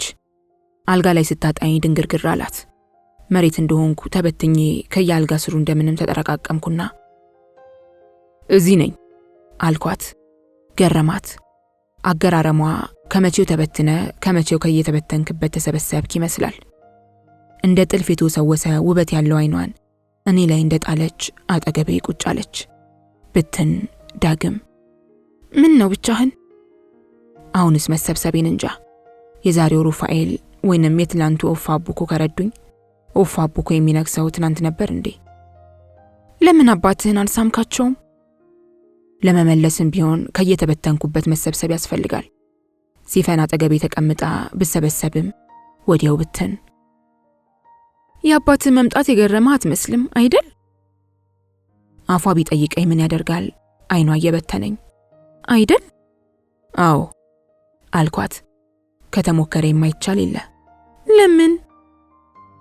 እንዳልሞት አውቅን። ይሄዋ አለች አጠገባችን ሌላ ሰው ያለ ይመስል።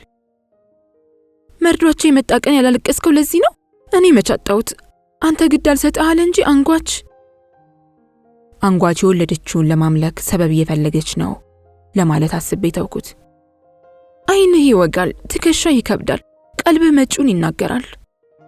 ሰውነትህ ይበተናል ብትል ኖሮ ያለ ጥርጥር ራሴን ማምለክ ጀምር ነበር። እኔና መንግስቱ ኃይለማርያም አዋያችንን ሳንቀበል ህዝብ ጥሎ መኮብለል ዕጣ ፈንታችን ሳይሆን አይቀርም። ምን አለ አደብ ገዝተህ እኔ ቡና እያፈላሁልህ። አፏን ባፌ ከደንኩት። እውነትም ማዋዩ መሆን አለበት እንጂ እኔ አላደረኩትም። ለመገፍተር ደረቴ ላይ ጠበቅ አድርጋ ያስቀመጠችውን እጇን አላላችሁ። ከንፈሬን በውስጥ ከንፈሯ አጥብቃ ይዛ የጥርሷ ድርድር እየተሰማኝ ስትስመኝ ነፍሴ ተበተነች። የአካል መበተን በስንት ጣዕመው። ራሴ በጀመርኩት ጦርነት ተሸንፌ ማሪኝ ማለት አሰኘኝ። መሳሳም ውስጥ ያለው ተአምር ምንድነው? ነፍስ እንደ አካል የጥሬ ክምር ናት እንዴ? ካልሆነች ምን በተናት? ወደ ኋላዬ ፍንግል ብዬ ሲፈንን ለበስኳት። የመልካም ልብስ ሰፊ ስሪት ይመስል ለአካሌም ለነፍሴም ልክ ሆነች። ከከንፈሬ ከንፈሯን ሳታሸሽ በሩ አልተዘጋም አለች። ልዝጋው? ደጅ ያሉት ምን ይላሉ? ደጅ ማን አለ? ከት ብላ አፌ ላይ ሳቀች። የነፍሴን መበተን ለፈጣሪ ትቼ አካሌን ስለቃቀም አንድ ነገር ትዝ አለኝ።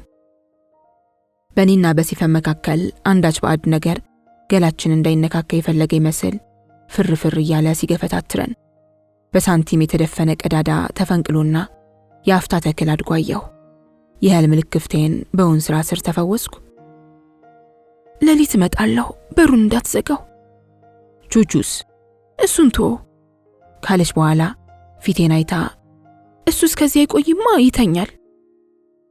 ይህን ጊዜ ለአብርሃም ቃል የተገባው ዘርህን በምድር ሞላዋለሁ ሲፈን ከሰጠችው ተስፋ ጋር እንደማይነጻጸር ገባኝ። የሙሴ የተስፋይቱ ምድር የ40 ዓመታት ፍለጋ ከሲፈን መምጫ ቃል ኪዳን ጋር አይኳኳንም። ምናልባት የተኮነነው አዳም ለመዳን ከሚጠብቀው የልጅ ልጅ ጋር በጊዜ ርዝመት ይኳኳን ይሆናል። ሲፈን እስክትመጣ ጊዜ አኝኮ ጨርሶ ለሞት ሲያቀብለኝ ሞት ከሰውነት ወደ አፈርነት፣ ካፈርነት ወደ ትቢያነት፣ ከትቢያነት ወደ ብናኝነት ቀይሮኝ አየር ላይ የተንሳፈፍኩ እንኳን ብጠብቃት ሲፈን አትመጣም። ጊዜዋ ገና ነዋ። ሲፈን ቀሚሷን ወደታች እየሞዠቀች ከዚህ ቤት ከወጣች ስንት ዓመታት ተቆጠሩ። ነገር ግን ያለችው ሌሊት ገና አልደረሰም። እናቴ ከቹቹ ወደ እኔ ያስተላለፈችው ፈጣን መንፈስ ይህን የሲፈንን ተስፋ መቋቋም ተስኖት ተንሸራቶ ወደ ዘገምተኛ ዓለም ገብቶ ይሆናል። ቹቹ እናቱን የረሳው ከእናቱ የተለየበት ጊዜ በቹቹ አቆጣጠር በ100 ዓመት መሰፈር ስለጀመረ ይሆናል። እኔና ቹቹ በአሁኑ ሰዓት አንድ ነን። እናቴ በከንቱ ኃጢአት ገባች፣ በልጆቿ ተናቀች እንጂ አሁን ብትመጣ እኔና ቹቹ መለየት ይሳናት ይሆናል። ምናልባትም ደሞ ስላት ጠብቃ እናት ናትና ተስፋ ባለመቁረጥ ስትጠብቅ ሰማይና ምድር ያልፉ ይሆናል። የእናቴ ጥበቃ ግን አያልፍም። ምድር እልል አለች። የሩፋኤል ታቦት ገባ ማለት ነው።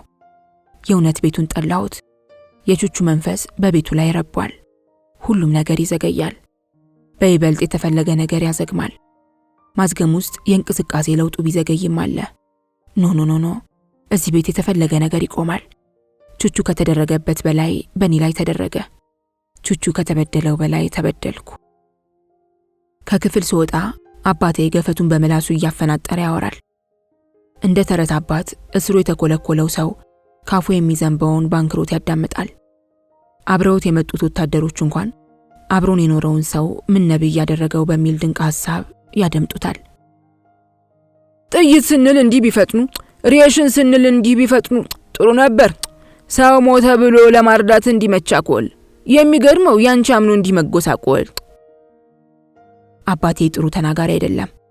ብዙ ሰው እያዳመጠው እንደሆነ ረስቶ ለሚስቱ ብቻ ያወራል። ሰው ሁሉ ጠላ ይዟል።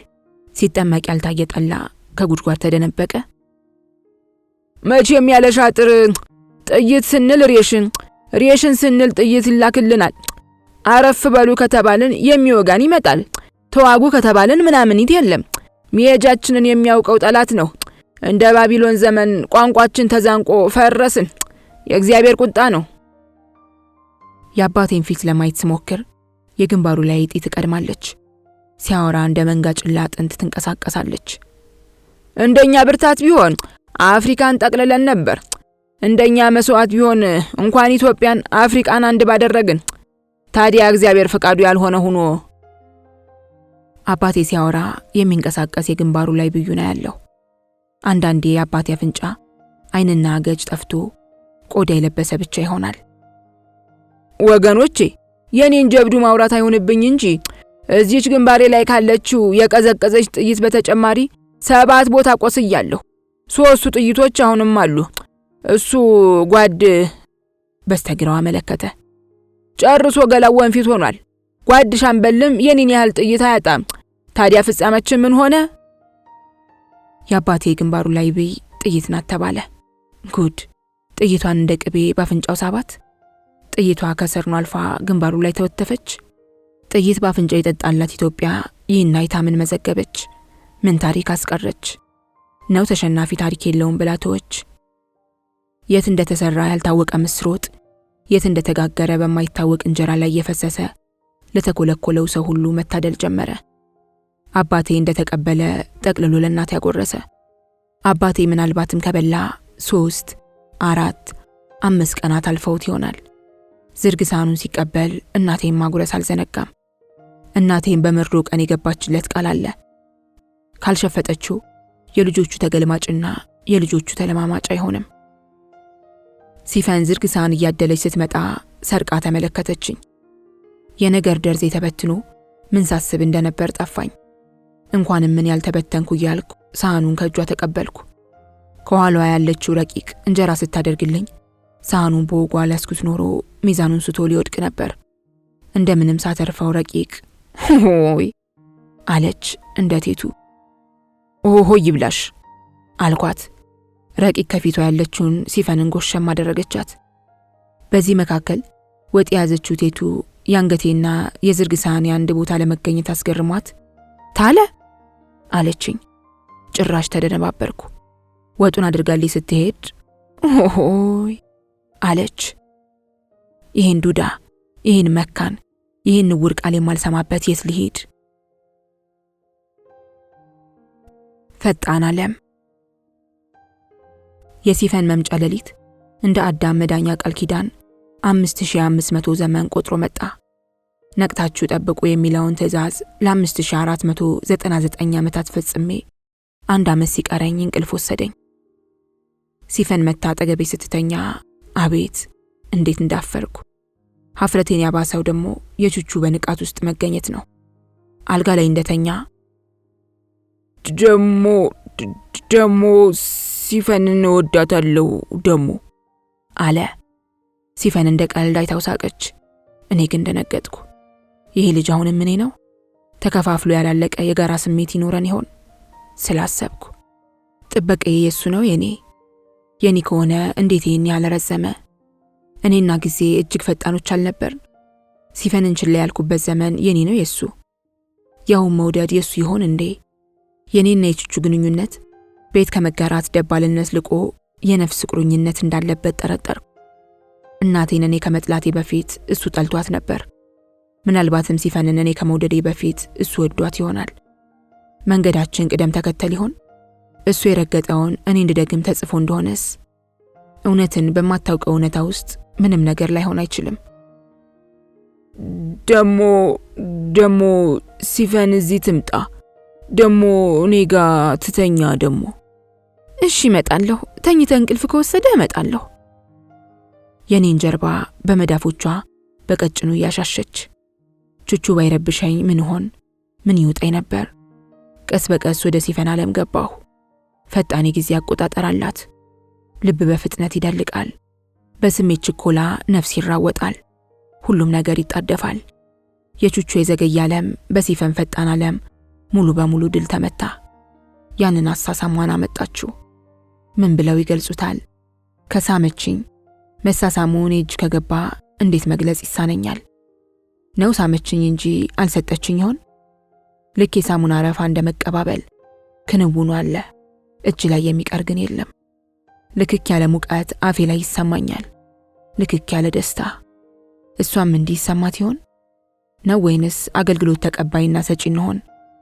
አንዳንዴ መኪናውን ከፍቶ ለሻይ እንደሚወጣ ፊልም አሳይ ነው። ምንድነው የማስበው? ደስታን ብቻ ሳይሆን ጊዜንና እድሜን የሚሰርቅ ሐሳብ። ጎኔ ተኝታ የመሳሟን ስልት ቀየረች። እሷ ከላይ ሆነች። ይለያል። መሳሚያ አፍ አልተለወጠ፣ እንዴት ተለየ? ከንፈሮቿ የበለጠ ነፃ ሆነው ወደ ታች በመጫን ይስማሉ። እና መሳሚያው ሳይቀር አሳሳሙ ይለወጣል። ድንገት እንደተለከፈ ሰው በደረቅ ሌሊት ወጥቼ ዓለም እንዴት ፈጣንና ውብ ነች ብዬ መመስከር አሰኘኝ። ይህንን ደረቅ ሌሊት ውብ ያደረገ አምላክ ይመስገን። አበባ የተኛችበት ሆና አሜን ትላለች። አበባ ትላለች እናቴ። አንቺ ልክፍቲያም እናቴ እየተገላበጥኩ አረርኩልሽ እላታለሁ። ሲፈን በሰይጣን ተራዳኢነት ሳይሆን አይቀርም ሰቅስቃ ይዛ ከስር ገባች። እየተገላበጡ ማረሩ ቀጠለ። ከላይ ሲሆን የመሳም ኃላፊነቱ እኔ እጄ ገባ መስሎኝ ነበር። ግን እንዳረፋው ጓል ተቀባበል ቅብብሉ ተከናወነ እንጂ ነገሩ እጅ ላይ የለም። ከስር ሆና ስትስም ከላይ ሆና መሳሟን ታስንቃለች። ባፏ ብቻ ሳይሆን በእግሯም መዋጥ ትችላለች። ቀጭን የነበረ ገለዋ ውስጥ ጎስጉሷ አጠፋችኝ። አልበቃኝም። ያ ድንገት የሳንቲም ክዳኑን በርቅሶ የወጣው ወንድነት መግቢያ ሳይሽ አልቀረም። አዲስ የሆነብኝ መሳም አዲስነቱ ሳያረጅ ሳያፈጅ ሌላ ነገር ፈለግኩ። እሱ እንደቀጠለ ሆኖ ሌላ ከፍ ያለ ነገር ይመስለኛል። ቆይ አሁን አይደለም አለችኝ አፌ ላይ። እንደዚህ ደስ ይሌለ? እውነቷን ነው፣ ደስ ይላል።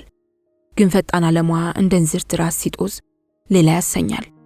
እሽክርክሪቱ የእይታ አቅጣጫውን በፍጥነት እየቀያየረው ይሆን? እጄ መሰርሰሩን አላቆመም። እምቢ አላልኩም እኮ። ቹቹ እንዳይሰማ የተሳቀቀች ይመስላል። እንኳን የሱ የኔም ዓለም የሷን ፈጣን ፕላኔት አተኩሮ መመልከት አልቻለም። ዘመናት አፍታ ሲሆኑ አፍታዎችን ማንጠንቅቆ ይከታተላል። በባዶ ገላሽ ብቻ ቅፊ አልኩ። እሺ ቆይ ብላ ቀሚሷን ወደ ላይ ሰብስባ በራቁት ጭኖቿ ራቁት ታፈይን ዋጠችው። አቤት ግን አይበቃም። ሆዷ ሆዴን እንዲነካ አሁንም ቀሚሷን የበለጠ ከፍ አደረገችልኝ። እነሆ ገላ የአንድ ሰው አካላት ይሁን እንጂ አንድ አይነት መልእክት እንደሌለው ተረዳሁ። እጅ ሲዳስስ፣ ከንፈር ሲዳብስ፣ ጭን ሲወጥ፣ ሆድ ሆድን ሲያላምጥ የተለያየ ጥፍጥና አለው። ያላየሁት አለ እሱን። ቆይ አለች ድምጿን ዝቅ አድርጋ። እንደ አዲስ እንጀምር፣ አልሳምከኝም አሉ። እንዴት? እንዳልሳምከኝ አስብና ለመሳም ለምነኝ። በእናትሽ አልኳት። ብርሃን አለ የለም። እምቢ አታፍርም ዘለል ሳምሽ ስትለኝ? እውነተኛ የመሳም ጉጉት አፍተለተለኝ። በእግዚአብሔር እሺ እግሬን ሳም። እሺ። ወደ ታች እየተንሸራተትኩ ስወርድ ጉንጮቼን በሁለት እጆቿ ደግፋ ሳበችኝና አፌ ላይ ሳመችኝ። ልጅ ሳለው እህቶቼ እያስጮሁ ጉንጬን እንደሚስሙት ያለ። ይሄ ግን አያመም። ካመመም ደስታን ካለመቋቋም የተነሳ የሚደርስ ጉዳት ሳይሆን አይቀርም። እንደ አዲስ ተንገብግቤ ሳምኳት። ዝም ብላ ተቀበለችኝ። ገርበብ ያሉ ከንፈሮቿን እንደሷ በከንፈሬ ገበር ጥርሴን እያስታከኩ ሳምኳት። የማቃሰት ድምፅ አሰማች። እንዳደረገችብኝ ያደረኩባት ማለት ነው። ከንፈሬ እንደ መርፊያዬን የጥርሶቿን ቀጭን ቀዳዳ አልፎ ወደ ውስጥ ለመግባት እስኪጨነቅ ድረስ ምጥጥ አድርጋ ሳመችኝ። ዷ ፈነዳ።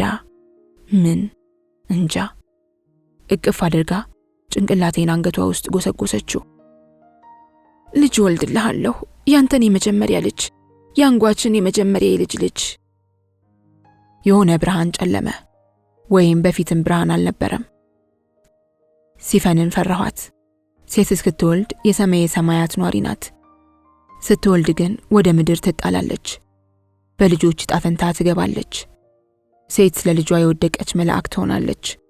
በሳት ሰንሰለት ብትታሰር የማትገታ ትሆናለች። በልጆቿ መካከል ማበላለጫ ሚዛን ታኖራለች። ጋሼና አባትህ ይዛመዳሉ። ጋሼ የምትለው እናቷ እንደ ዘመድ የቆጠረቻቸው አሰሪዋን ጋሽ ተገኔን ነው። ጋሼ አባቴ እንደሆነ ታውቃለህ? አታውቅም አይደል? እናቴ ለኔ ብቻ ነው ነገረችኝ። እኔ ላንጓች ነገርኳት። ጋሼ እንኳን አያውቅም፣ ልጆቹም አያውቁም። የሴቶች ዓለም በወንዶች ዓለም ውስጥ በጋድ የሚኖር ሚስጥር ነው። የሴቶች ሚስጥር የወንዶችን አለማስተዋል ከለላ አድርጎ ዘለዓለም ሳይገለጥ ይኖራል። ያኔ ሲፈን ግራ ክንዴ ላይ ጠውልጋ እንደተኛች ያሰብኩት ይህን ይመስለኛል። ሴቶችና ወንዶች አንድ ዓለም ቢጋሩም እንደ ጨለማና ንጋት ይፈራረቃሉ እንጂ በጋራ አይኖሩም። ሲፈንን መፍራቴ ከዚያች ሌሊት ያገኘሁት ጸጋ ነው። የሌሊቷን መፈጸም በእናቴ መርዶ ለቅሶ አወቅኩ። ልጄ ልጄ አለች። መንትዮች። ሲፈን ያለ ጥርጥር 2 ናት። እኔ ስለምትወልድልኝ የምጠላት፣ ቹቹ የሚወዳት። ሳያት እንደ ጥሬ መበተኑ ቀረልኝና እንደ እናቴ በጠላትነት አይን ወግቼ ይዛት ጀመር። ስሜቷ ግራ ሲጋባና ስትሽቆጠቆጥ ይሰማኛል። የድል የመጥመሙ ደግሞ የአባቷ የጋሽ ተገኔ ሆድ ስለባባ እታሰራለሁ በሚል የናዝሬቱን ቤት አከራይታ እዚሁ ለመጠቃለል ትምህርት ቤት ተመዝግባለች። አባቴ ተነግሮት የጋሽ ተገኔን አባትነት እንዲያረዳቸው እንዲያበስራቸው በሴቶቹ ተመስጥሯል። የሴቶች ሚስጥር ወንዶች አፍንጫ ስር የሚከናወን ቢሆንም አይገለጥም። ምክንያቱም ደግሞ የወንዶቹ ቅርባቸውን ትተው ሩቃቸው ላይ ማነጣጠራቸው ነው። ሲፈን እኔ ጋ ያነጋች ጠዋት የአባቴ ለቅሶ ደራሾች እንደተኮለኮሉ ቹቹ አድርጎ በማያውቀው መንገድ አለቀሰ። ሰው ሁሉ ግራ ተጋብቶ ቢጠይቁት በሳግ እየተደናቀፈ መናገር ተሳነው።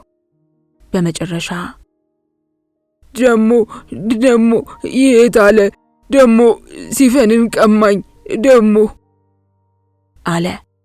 አቤት ለቀስተኛው እንዴት እንደሳቀ! ሲፈን ስትሸማቀቅ አንጀቴ ቅቤ ጠጣ። ባፍርም የኔ ከሷ ሽምቅቅ ማለት ጋር ሲነጻጸር ውሃ የሚያነሳ አልነበረም። የገረመኝ ከዚያ መሸማቀቅ ሳትላቀቅ ባጠገቤ ስታልፍ ሌሊት እመጣለሁ ማለቷ።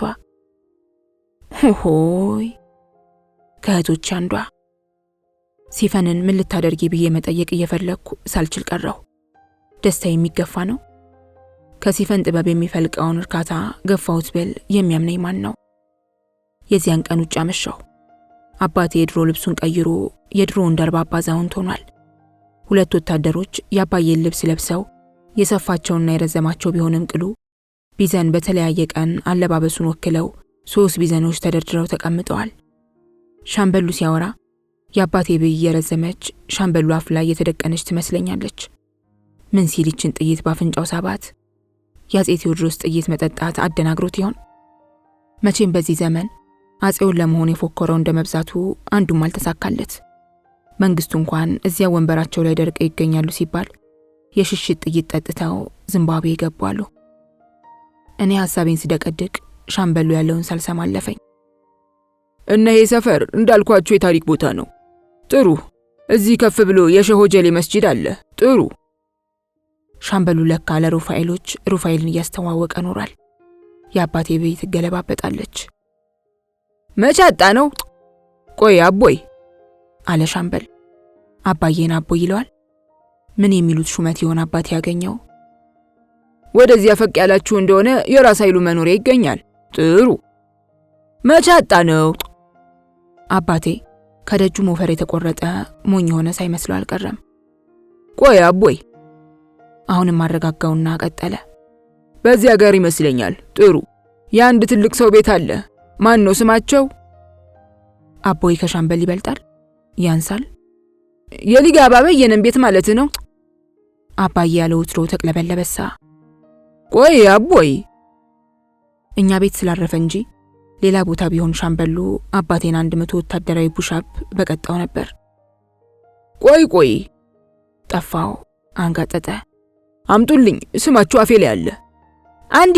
አንዴ አምጡልኝ አለ አባቴ ብዩን በኃይል እያሽከረከረ። ዛሬ ምን ነካው? ለካ በዚህ ጸባዩ ነው ጠጅ ቤት የሚጣላው። ቆይ አቦይ ጥሩ። በስማቸው ወታደራዊ ማሰልጠኛ አለ። ጀነራል ማናቸው? ቡሊ፣ ሙሉ ጌታ ቡሊ። ቆይ አቦይ ዛሬ ሻምበልና አባቴ ከሞክሼው ከቢዘን ጋር እንደሆነው ተናንቀው ሊወዛወዙ ነው። እህቶቼ እናቴን እያማከሩ ለቀስተኛውን የለቅሶ ቤት ሱሰኛውን ያስተናግዳሉ። በልቶው ምን ያለው ነው ባካችሁ? እስቲ አታዋክበው። እናቴ ናት።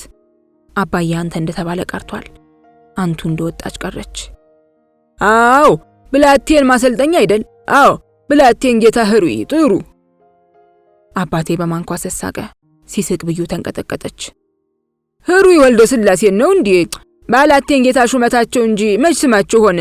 አያንተ ነገር እስቲ ጫወትበት እናቴ በፊት ቢሆንም የበረሃ ጂኒ ይወሳ ነበር። ሻምበሉ የሰማው አይመስልም። ቆይ አቦይ ብሎ ቀጠለ። የልጅ ኢያሱ ልጅም እዚሁ አለች ሲሉ ሰምቻለሁ። በስሟ ድልድይ ተሰይሞላታል። ዓለም ፀሐይን እኮ ነው። ድልድዩ ቀርቶ ጥቂት የተወረሰባት ቤት ቢመለስና ኑሮዋ ከትቢያ ከፍ ባለ የተቀደደ ነጠላ ጣፍታ ኮንጎ ጫማዋን እየጎተተች በዚህ ታልፋለች። በእሷ ላይ የተሰራ ግፍ ነው እኛን ሁሉ መቅኖ ያስቀረን። አባቴ ሲያዝን ብዩ ቀዝቅዛ አረጋች። አባቴ በዚህ ጸባዩ እንዴት ታሪክ ሊያውቅ እንደቻለ ገረመኝ። አፋፋቸውን እያላቸው ታሪክ የሚነግሩት አይኖሩም። ታዲያ እንደ ነዳጅ ታሪክን መሬት ቆፍሮ አወጣ። ይህ ሰው 100 ዓመት የመኖር እቅድ ያወጣው ምናልባት ከዚህ በፊት 500 ዓመት ኖሮ ይሆናል። ግማሽ 100 ዓመት ታሪክ ነጋሪን አፋፉን ቢልም የተሸራረፈውን በጊዜ ብዛት እየገጣጠመ አንድ ያደርገዋል። ለዚህ ነው ዓለም ፀሐይ ስትወለድ ጎጃም የተተኮሰው ጥይት የአድዋ ጦርነት ላይ ሩቡ አልተተኮሰም። እውነት ሲጣመም ከተረት ይብሳል። ብርቅ ሆኖ 100 ዓመት ከተከበረ ብሔራዊ ድል በላይ ለመወለዱ ጥይት የተተኮሰለት ሰው መኖሩ ክንብንቡና መጫሚያው በነተበ ድህነት ይከናወናል። እኚህን ሴት እኔም አይቻቸዋለሁ። የእሳቸው ለነበረው መላው ጉለሌ ባዕድ ሆነው በእንግዳ መልክ ይሽለኮለኩ ነበር። ልጆቹ ዓለም ፀሐይ ድልድይ ይሏቸዋል። ስማቸው ስለገጠመ መስሎኝ ነበር። አባቴን ስጠይቀው ዛሬ የተናገራትን ሁሉ ልቅም አድርጎ ነገረኝ። ከዚያም የብላቴን ጌታ ህሩይ ወልደ ስላሴን ጨመረልኝ። ብላቴን ጌታ ግቢ ብዙ አይነት ፍራፍሬ አላሉ። ዓመቱ ሙሉ ፍሬ አይጠፋም። ታዲያ ዘበኛው ክፉ ነው። ልጆቹ የብላቴን ጌታ ልጅ እስኪመጡ ጠብቀው ከዘበኛው ጋር መነታረክና መባረር ይጀምራሉ። ምንድነው? የብላቴን ጌታ ልጅ ፍራፍሬ ስንለቅም ይመታናል። ለልጆች ካልሆነ ታዲያ ለማን ሊሆን ኑሯል? በል አርግፍና ስጣቸው ሲሉ ዘበኛውን ያዙታል። እዚያ ያለው ወሬ ሁሉ ፍራፍሬ በጨርቁ ታቅፎ ይሄዳል። እኔ እንኳን ፍሬ ካመጡ ልጆች ገዝቼ ቀመስኩ እንጂ እዚያ አልሄድኩም። እነ ሽሮ ማዋያቸው እዚያ ነበር። እኩለ ሌሊት የጊዜ መግፋትና የመጠጥ መንሰራፋት ሰውን አደከመው። ሁለቱ ወታደሮች እነ ቹቹ ቤት ገብተው አረፍ እንዲሉ ተነገራቸው። እና አባዬ ትልቁ ቤት ሲገቡ የለቅሶ ቤት ሱሰኞችም የጠጅና የካርታ ማህበራቸውን አፍርሰው ለመበተን ተገደዱ። እኔ ወደ ክፍሌ ጨልሟል። ተንጠራርቼ መብራቱን ተግስ አድርገው ሲፈን አልጋ ላይ ተኝታለች። አጠገቧ ቹቹ በጀርባው ጇ ብሏል። አይኖቹ እንደፈጠጡ ናቸው። ሲፈንን ነቅንቄ ቀሰቀስኳት። ለምን እዚሁ አንተኛም በጋሽ ይሞት አለችኝ። ይፋ በሚወጡ አዲስ አባቷ መማል ጀምራለች ማለት ነው። አይሆንም ነይ መሬት ብዬ ወረድኩ። ከቹቹ ጋር ምንም እንደማታደርግ ባውቀም ደስ አላለኝም። ስሜቴ ወደ ደስታ ተሳስኪያቀና ትንሽ ጊዜ ወሰደብኝ። ሲፈን የተቋረጠ እንቅልፏን ለመቀጠል እጅ የመስጠት አዝማሚያ ላይ ነች። ለአባትሽ ተነግራቸው? ዝም። ለወንድሞችሽስ? እኔ ለትንሽ ወንድምሽ ነገርኩት። ድንግጥ ብላ ቁጭ። አይኖቿ ገሌን የመበተን ኃይላቸውን ማንገፈፋቸው። ራሴን በየአልጋ ስሩና በየሂት ጎሬው ፈልግ ያገኘዋል ነበር። ውሸቴን ነው። ውይ ልቧን በሚያማምሩ ጣቶቿ ደገፈች። ልክ አይደለህም ጋሽ ይሙት። የቴቱ መኮሳተር ሰው ሰራሽነቱ ሲፈን ላይ በአባት ደርሶ ቢሆንስ? አንዲት ሴት ከወለደች በኋላ ከሰማይ ሰማያት ከተወረወረች በኋላ የወደቀ መልአክ ከሆነች በኋላ ለልጇ የማትቀመረው መላለ ስለ ልጆቿ ስለምትፈጽመው ኃጢአት የአባዬ መልክዓ ሞትና ጭፍሮቹን ያስፈራታል። እና የሲፈን እናት የልጃቸውን ብቸኛነት የጋሽ ተገኔን በወንድ ልጅ መጥለቅለቅ መዝነው መከታ ለማብዛት አንድ ቀን የተሳሳቱት ጋሽ ተገኔ ላይ ልጥፍ። ጋሽ ተገኔስ ምን አሳሳታቸው? እኔስ ይኸው ልሳሳት አይደል? መብራቱን አጥፋው። ከዚያ ለምነኝ። ከዚያ እንደ አዲስ መሳሳም እንዳልሳም ካስብና በቃ አንተኛ ተው። ከዚያ እንድለምንህ ነው። ከዚያ እሺ ለምነኝና ሴክስ እናደርጋለን። ብድግ። በእናትሽ እንቢ። በእግዚአብሔር የኔ መቤት ሲፈንዬ። እንቢ። ለሴክስ ሲሆን ለመንከኝ። የናዝሪቷ ሲፈን እንዲህ እንድትይ ነው እንጂ እንቅልፍ ያልመጣም። ምን ብለህ ጠራኸኝ?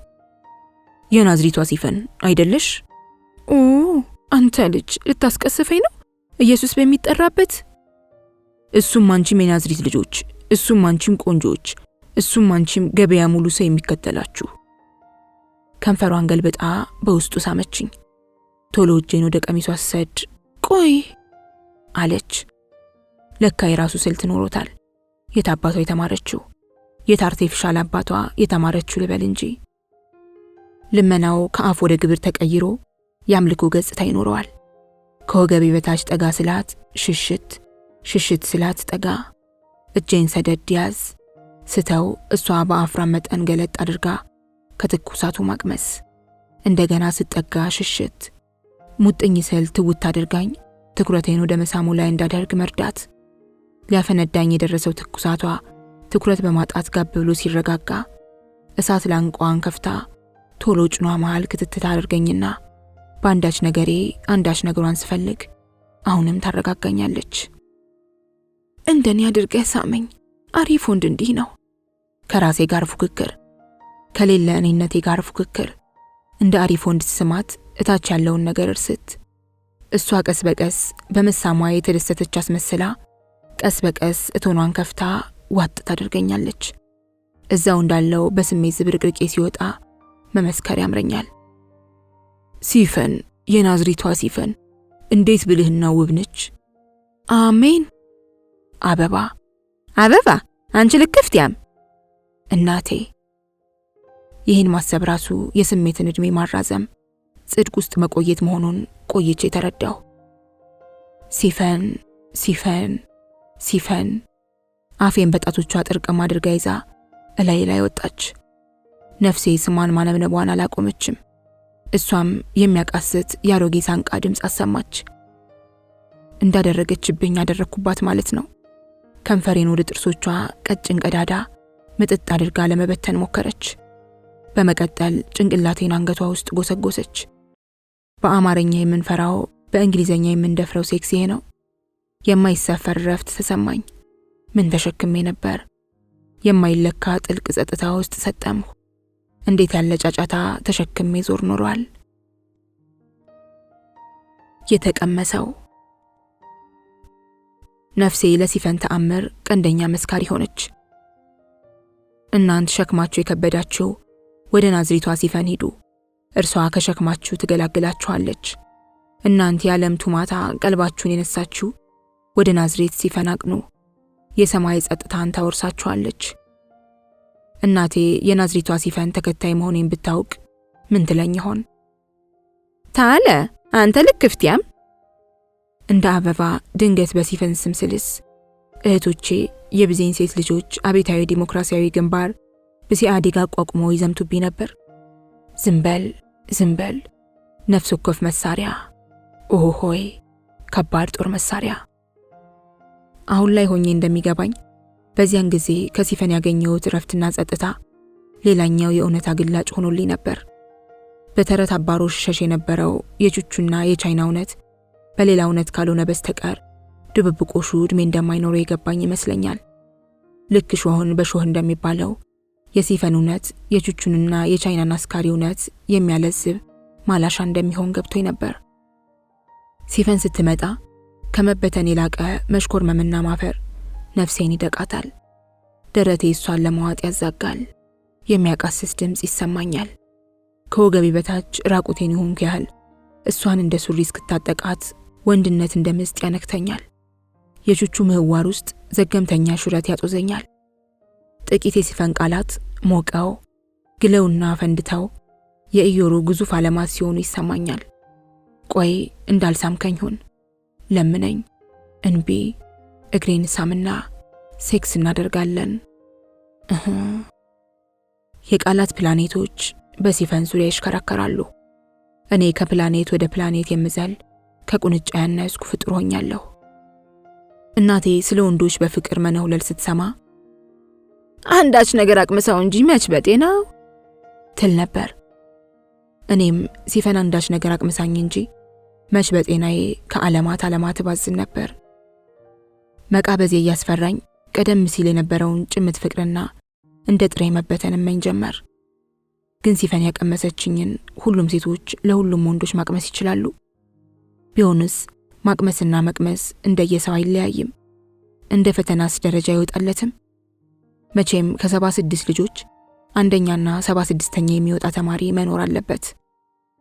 ሲፈን መንፈሴን ብቻ ሳይሆን ሐሳቤንም ባቀመሰችኝ አንዳች ነገር ተቆጣጠረችው። በቹቹ ምክንያት የሚያነክተኝ ጸጸት፣ በቻይና ሰበብ የሚቦጠቡጡኝ ሐዘን የህይወት አቅሌን ወደ መሳቱ መርቶኝ ነበር። የናዝሬቷ ሲፈን ሸክሜን ስታቀል ቹቹን እያየው ጸጸቴ ሳይዳበለው መቅረት ጀምሯል። ለከባቢ ሁኔታዎች የምሰጠው ትኩረትም ቀንሷል። ዛሬ ቀን ስንት፣ ምን፣ የት፣ እንዴት የሚለውን ለማስታወስ እቸገራለሁ። አሁን እንኳን የዓመቱ በጀት መዝጊያ የሚመስል ኃይለኛ ዝናብ እየዘነበ እንደሆነ ቆይቼን የተረዳሁት። መብራቱ እንደበራ ነው። መንጋቱና መምሸቱ አምታታኝ። መብራቱን አጥፍቼ ወጋገን ለማየት ሞከርኩ። እምብዛም ጨረር የለም። ሊመሽ ወይም ሊነጋ እንደሆነ ገባኝ።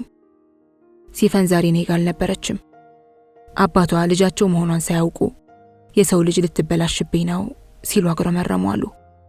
በአፈሳ እንዳላስደበቁ ለአፈሳ እየተደበቁ ወንድሞቿ መሆናቸውን ባለማወቅ የሰው ሰው በማለት እያዩ ያላዩ ሆኑ። ትንሽ ቀን እስኪረሱ ስትል ተማጠነችኝ። እንዳለው አስብና በግራ ጎን ተኛ፣ እኔም እንዳለ አስብና በቀኝ ጎን ተኛለሁ። እላይ ላይ እንድትሆኝ ይፈልግስ? እሽኮርመሚት እንደ ስርቅታ ላፍታ ትንፋሿን አቆራርጦባት ያልፍና አስለምንሃለዋ አለች። ልምን አደርጋለሁ? እሺ እግሪን ሳም እልሃለሁ። ሳም አደርጋለሁ። እሺ እልሃለሁ። በያ አሁን አይደለም እኮ ሌሊት በየቤታችን ስናድር አንተ በጀርባ ስተኛና እኔ አንተን እያሰብኩ በሆዴ። ለካ ዝናቡ አባርቶ ኖሯል። ወጋገኑም በበሩ ስንጥቅ ፍንጥቅ ብሎ ጆንያ የለበሰ ወለል ላይ በፈዛዛ ተሰራጭቷል። ወዲያው ከባድ የግርዳና እርጥብ መሬት እያንጨፈጨፈ ተሰማ። ከቀልቤ ሳልሆን አፈሳ መስሎኝ ብትናልኩ። እናቴ ከሌለች ሊወስዱኝ ይችላሉ። ወዲያው አስታውሼ ሳቃፈነኝ። የግርዳናውን ድምፅ አጀባው። አንጓች እናቴ መተናል፣ ያዝ እንጂ ጓድ ባሻ ቦሩ። አዲስ ፍቅር ያመናቅር። ትንሽ ሲቆይ ለፍተን ለማለት እሷም የቀድሞ አንትቷን ከሰቀለችበት አውርዳ አቧራውን ልታራግፍ አንቱ የበረሃ ጅኒውን ልትል ሰቅዛ ከያዘች ሲፈን ፋታ ለመውሰድ ወጣሁ። 3 ወታደሮች ባለባበስ 3 ቢዘን ሆነው እየተረዳዱ የተቋጠረ ጆንያ ይፈታሉ። የደርግ ግብአተ መሬት ያልተፈጸመው እኛ ቤት ብቻ ይመስለኛል። ጓድ ባሻ ቦሩ፣ ጓድ ሻምበል ይባባላሉ። በተለይ መጠጥ ቀርቦ ሞቅታ እስኪረብ ወታደራዊ ስርዓቱ እንዳለ ይቀጥላል። ለሽንት ሄደው ሲመለስ በተለይ ሻምበሉ ከሆነ ሁለቱ ያለባበስ ቢዘኖች ተነስተው እግራቸውን በመግጠም እንደ መንጠራራት ያለ ወታደራዊ ሰላምታ ይሰጣሉ። ሻምበሉ መለዮ ባይኖርም የመለዮ ሰላምታ ባጻፋ ያቀርብና እኩል ይቀመጣሉ። ትንሽም እኛ ግቢ ደርግ አዘቅዝቆ መቃብሩን የሚያየው ሞቅታ ሲሰፍን ነው። አባዬ ብዩን አሹሎ ሻምበሉ አፍ ውስጥ ሊከት ያነጣጥራል። ወታደሮቹ ተረዳርተው ከከፈቱት ጆንያ ውስጥ ለስላሳ የተወጠረ ብልጭልጭ ስልቻ ወጡ። ስልቻው ሲታይ የሲፈንን የከንፈር ገበር ይመስላል። ብረት ምጣድ፣ ገበቴ፣ ልጆች፣ ቢላዋ፣ አንጓች። አባቴ ሮጦ የሚያመልጥ ነገር እንደያዘ ሁሉ ተርበተበተ። ወዲያው እቴቱ ውስጥ ገባች። ረቂቅ ወጣ ገባች። እቴቱ ሳፋ ይዛ ወጣች። መጽሔፍ ባለበት ሁኔታ ጆንያው አጠገብ አስቀምጣ ይዛ የመጣችውን ቢላዋ ሳትሰጥ ዞር አለች። ምን እንደሆነ ለማየት ጠጋልኩ። አባቴ የካኪ ኮቱን አውልቆ ዝናብ እያዠ ለቴቱ ሰጣት። ሸሚዙን ሰብስቦ እቴቱ የያዘችውን ቢላዋ ተቀብሎ እዚያ ላስቲክ የተለበጠ የሚመስለው የተፈጥሮ ከረጢት ላይ አሳረፈ። ወዲያው ቀጭን ፈርስ ሳፋው ላይ ተንዠቀዠቀ። ባሻ ቦሩ ተነጥሎ እቴቱን ያነጋግር ጀመር። እቴቱ ከቤት ትልቅ ድስት አውጥታ ሰጠችው። ሳቋ የመጣ ይመስላል። አባቴ ከረጢቱን ቀዶ ሲገለብጠው ወፈር ያለ ፈርስ ዱብ ዱብ ሲል ታየኝ። ከሻምበሉ ጋር እየተረዳዱ ተሸጉጠው የቀሩ ወፍራም ፈርሶችን እየጠረጉ ማውረድ ጀመሩ። አባቴ እንደወሬው ሁሉ ስራውንም ይሻማል። ከረጢቱ የጠበቅኩትን ያህል አልሟሸሸም። ውስጡ ድርብ ድርብ ሆኖ እየጸዳ ሲሄድ በግማሽ የተቀረደደ የብራና ኳስ መሰለ። አባቴ የበሬ ጨጓራ ወጥ ሊሰራ ለታቦት ተስሎ ይሆን እንዴ? ከሞት የመለስከኝ እንደሆነ በድብቅ ለሚሽቴ የሰራሁትን የጨጓራ ወጥ በአደባባይ ሰርቼ ዘክርሃለሁ ብሎ ይሆን? እናቴ ብቅ ብላ እናንተ ከገዛችሁ አይበቃም ወይ? ብዜን ለምን ሴቶቹ አንሰራውም? ተይ፣ ይሄ ወንድ ስራ ነው። ደሞ ከነበቱ ተሸክማችሁ መጣችሁ። እዚያው ኬላ ታራግፉትም ኖሯል። እናቴ በአቃቂር ተውባ ያ የወንድና የሴት ተግባር ደልዳይ ሰው ትዝ አለኝ። የበሬ ጨጓራ ከሆነ ወንድ ወጥ ቢሰራ ያስነውርም ሲል ደንግጎ ኖሯል። ይሄ ስራ ፈት ምክንያቱ ምን ይሆን? የራሴ የሴታሴትነት ውርክብ ትዝ አለኝ። ወንዳ ወንድ ሆኛለሁ ወይስ እዚያው እላይ ላይ የሚያንዣብበው ሴታሴትነት ስር ነኝ? ና ያዝ አለኝ ያለ ስራ መንከርፈፌ ከብዶት። ሻምበል ሽንኩርት ጎረድ ጎረድ ያደርግ። ሴት ሽንኩርት ትከትፋለች፣ ወንድ ሽንኩርት ጎረድ ጎረድ ያደርጋል። አባቴ ጨጓራውን በቢላ ሲዘገዝግ እኔ አወዛውዛለሁ። ጨጓራውንም ጎረድ ጎረድ እያደረገ ትልቁ ድስት ላይ ይወረውራል። አካባቢው በፈርስ ሽታ ተናውጧል። ጨጓራውም አልጠራም። አድቅቆ መክተፍ ብቻ ሳይሆን አጽድቶ ወጥ መስራትም የሴት ሳይሆን አይቀርም። ሙልጭ ሙልጭ እያለ ከሚያስቸግረኝ ፈርስ ጋር የሚሰራ የወንድ ወጥ እበት ወጥ መባል አለበት። እቴቱ የሴት ጣልቃ ገብነት ፈጽማ ውሃ በባል ያቀብላ እየተጸየፈች ሸሸች። ሻምበሉ እቴቱን አይቶ ሳቀ። የሚልጠው ሽንኩርት ሊያስለቅሰው እየሞካከረው ነው። ገና በመላጥ ካለቀሰ ሲከትፍማ ደረት ይመታል ማለት ነው። ቁጥር 1 ቢዘን ጨጓራውን እንደ ልብስ አጠበ። ቁጥር 2 ቢዘን እንዳልኩት በደረት መምታት ስልት እየዘለለ ሽንኩርቱን ከተፈ። እቤት ውስጥ ቢከተፍ ኖሮ እንደ ሐዘንተኛ ፊቱን ሊነጭ ነበር። 3ኛው ቢዘን 3 ድንጋዮችን ጎልቶ ቦታውን ለማደራረቅ አመድ ደፋ። የፍልጥ እሳት አቀጣጠለ። ሴቶቹ በወንዶቹ ይስቃሉ። የቴቱ ሰው ሰራሽ ኩስትሯ የተፈወሰ መሰለ። ቃሪያ ቃሪያ! አይ ሞያቴ፣ ቃሪያው በስሎ ሲወጣ መስሎኝ የሚከተተው። እናቴ እንደ አባቴ ወሬ ስራዋን ስለተነጠቀች ለመንቀፍና ለማጣጣል የሰፈሰፈች መሰለች። ድንቹስ? ድንቹ አጋማሽ ላይ ይገባል። ሳታውቁ ነው የጀመራችሁት? አየ ወንድ ነገር። አሬ የታጠበበትን ድስት አለቅልቀው ከነበቱ ልትጥደው። ምን ነው ብዜን? እሳት ከመታው ምን ይሆናል? እኛንም ብሉ ማለታቸው አይቀር። ነይ ቴቱ። አይሆንም፣ እኔ አጥበዋለሁ። ተጣደ። ወጠ ሰሪዎቹ ወታደሮች ድስቱን ከበው ሆዳቸውን ባረቄ ማሟሸት ጀመሩ። ትንሽ ሲፈላ ሽንኩርቱ ተጨመረ። ከዚያ በወንድ ብሄል ጎረድ ጎረድ ያለ ድንች። አባዬ እያለፈ በፍልጥ ያማስለዋል። እሳቱ ሳይቆሰቆስ ቀርቶ ጭስ ከበዛ ሻምበሉ ተነስቶ ይሸሻል፣ አይኑ ድጋሚ እንዳያለቅስበት። አባቴ ሞክርና ሲያቅተው ባሼ ና ባክህ ይላል። የበረደች ጥይቱ በእሳቱ ሞቃ እንዳትተኮስ ሳይፈራ አልቀረም። ባሻ ቦሩ የእሳት ማንደድ ተሰጥኦ ሳይኖረው አይቀርም እላለሁ። ተሰጥኦ ሳይሆን የእሳት ግርማ ሞገስ ያለ ይመስል እሳቱ ገና ሲጠጋው ነደደ። አባቴ ቃሪያ መጨመር ላይ የቸኮል አስቸግሮ እየተከለከለ ቆይቶ በኋላ በእናቴ ተፈቀደለት። በቁመቱ እየሸነተረ ከተተው። ተገኔን ጥሩ። ጋሽ ተገኔ ሙያ እንዳይቀዱ የተፈሩ ይመስል ሲበስል እንዲመጡ አበዛሽ ተላከች። ልቤን ለማለት እየቃጣት ጉርዱ የያዘን ቀሚሷ ሰፍቷት ከፍ ከፍ እያደረገች ሄደች። እንግዲህ ሲፈን አባትነታቸው ሊነገራቸው መስሏት ከተኛችበት በድንጋጤ ተነስታ ቁጭ ትላለች። እንዳልሆነ ስታውቅ ውይ ብላ ልቧን በሚያማምሩ እጆቿ ደግፋ ልክ አይደላችሁም ጋሼ ይሙት ትላለች። ሲፈንን ሳስብ እንደ ወታደር ሰላምታ አንዳች ነገር ተነስተ ተወጣጠር አለኝ። አንዳች ነገር አቅምሳኝ። ጋሽ ተገኔ እየተገላመጡ ከጠሪያቸው ካበዛሽ አፍታም ሳይቆዩ መጡ። ከሳቸው ኋላ ያልተጠሩ ጥቁር እንግዶች ተኮለኮሉ። የአባዬ ከሞት መልስ ስለት እየደመቀ መጣ። የወንድ ወጥ መብሰል ሲጀምር ወታደሮቹ ተረጋግተው መጫወት ጀመሩ። በብርዱ ተኮማትራ የጠፋችው የአባዬ በይ በካቲካላ ሰው ሰራሽ ሙቀት እየተነቃቃች መንጠራራት ጀመረች። እንግዲህ ሻምበሉ አፍ ካልገባው ብላ ትሾላለች። ሲፈን በሰንሰሉ አጥር በኩል ተንሿካ ብቅ አለች። የኔ የወሲብ ፀሐይ ወጣች። ብርሃንና ሙቀት ከበበኝ። የተሸማቀቀው ፊቷ ለቀቅ እያለ ከንፈሯ ላይ ዋሾ ሳቅ እየተጫወተ ወደ ውስጥ ዘለቀች። እንዳቀረቀረች እናቴን በጠረኗ ፈልግ አገኘቻት። በተራ በተራ ጆሮና አፍ ተቀባበሉ። ሲፈን አምሮባታል። ከአምሮት ጋር እየያዝ ይሆን? አየችኝ። እያየዋት ስለነበር የሚያማምሩ አይኖቿ በሚለቋቸው የጨረር ቅንጣቶች እየተጠማዘዙ አፍራም መልእክት አስተላለፉልኝ።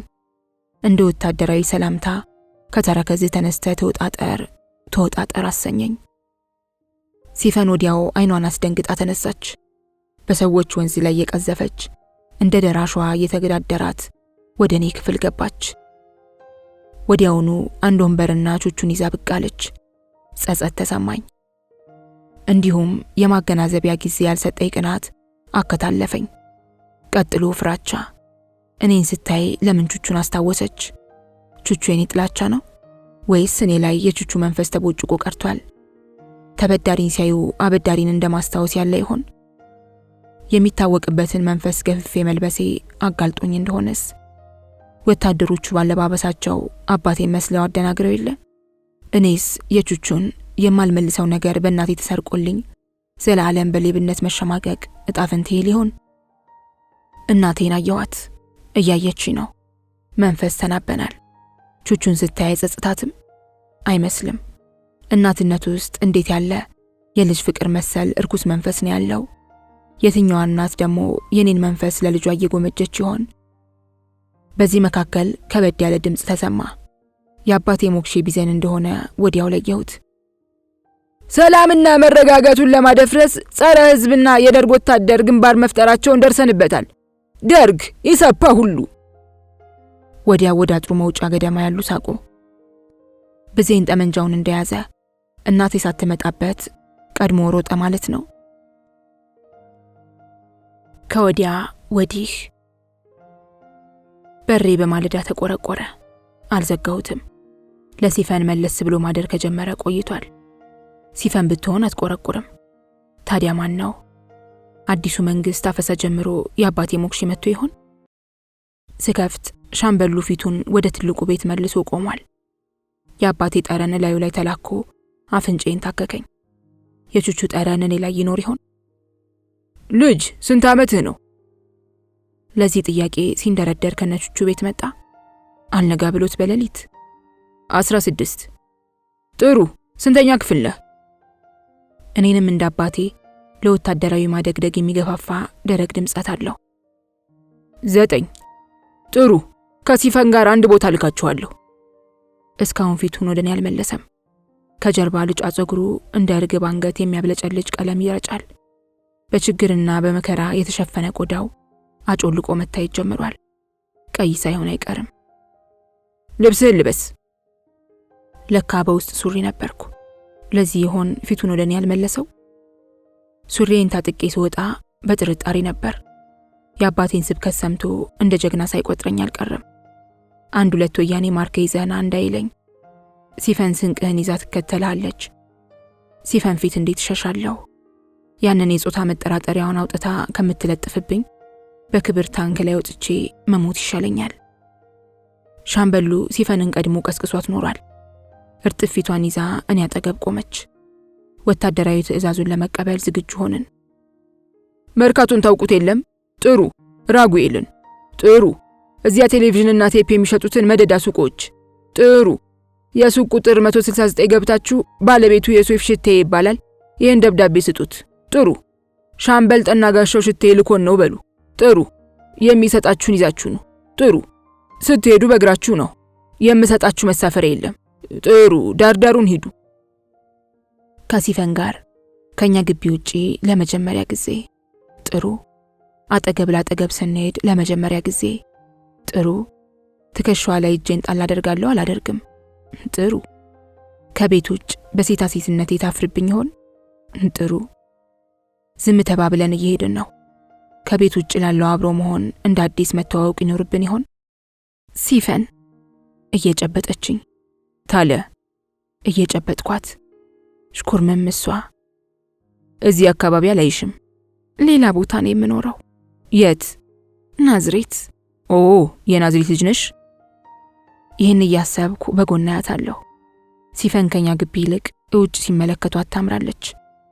ለእኛ ዕድሜ ቀረብ ያሉ ወንዶች ደጋግመው ሳያዩዋት አይለቋትም።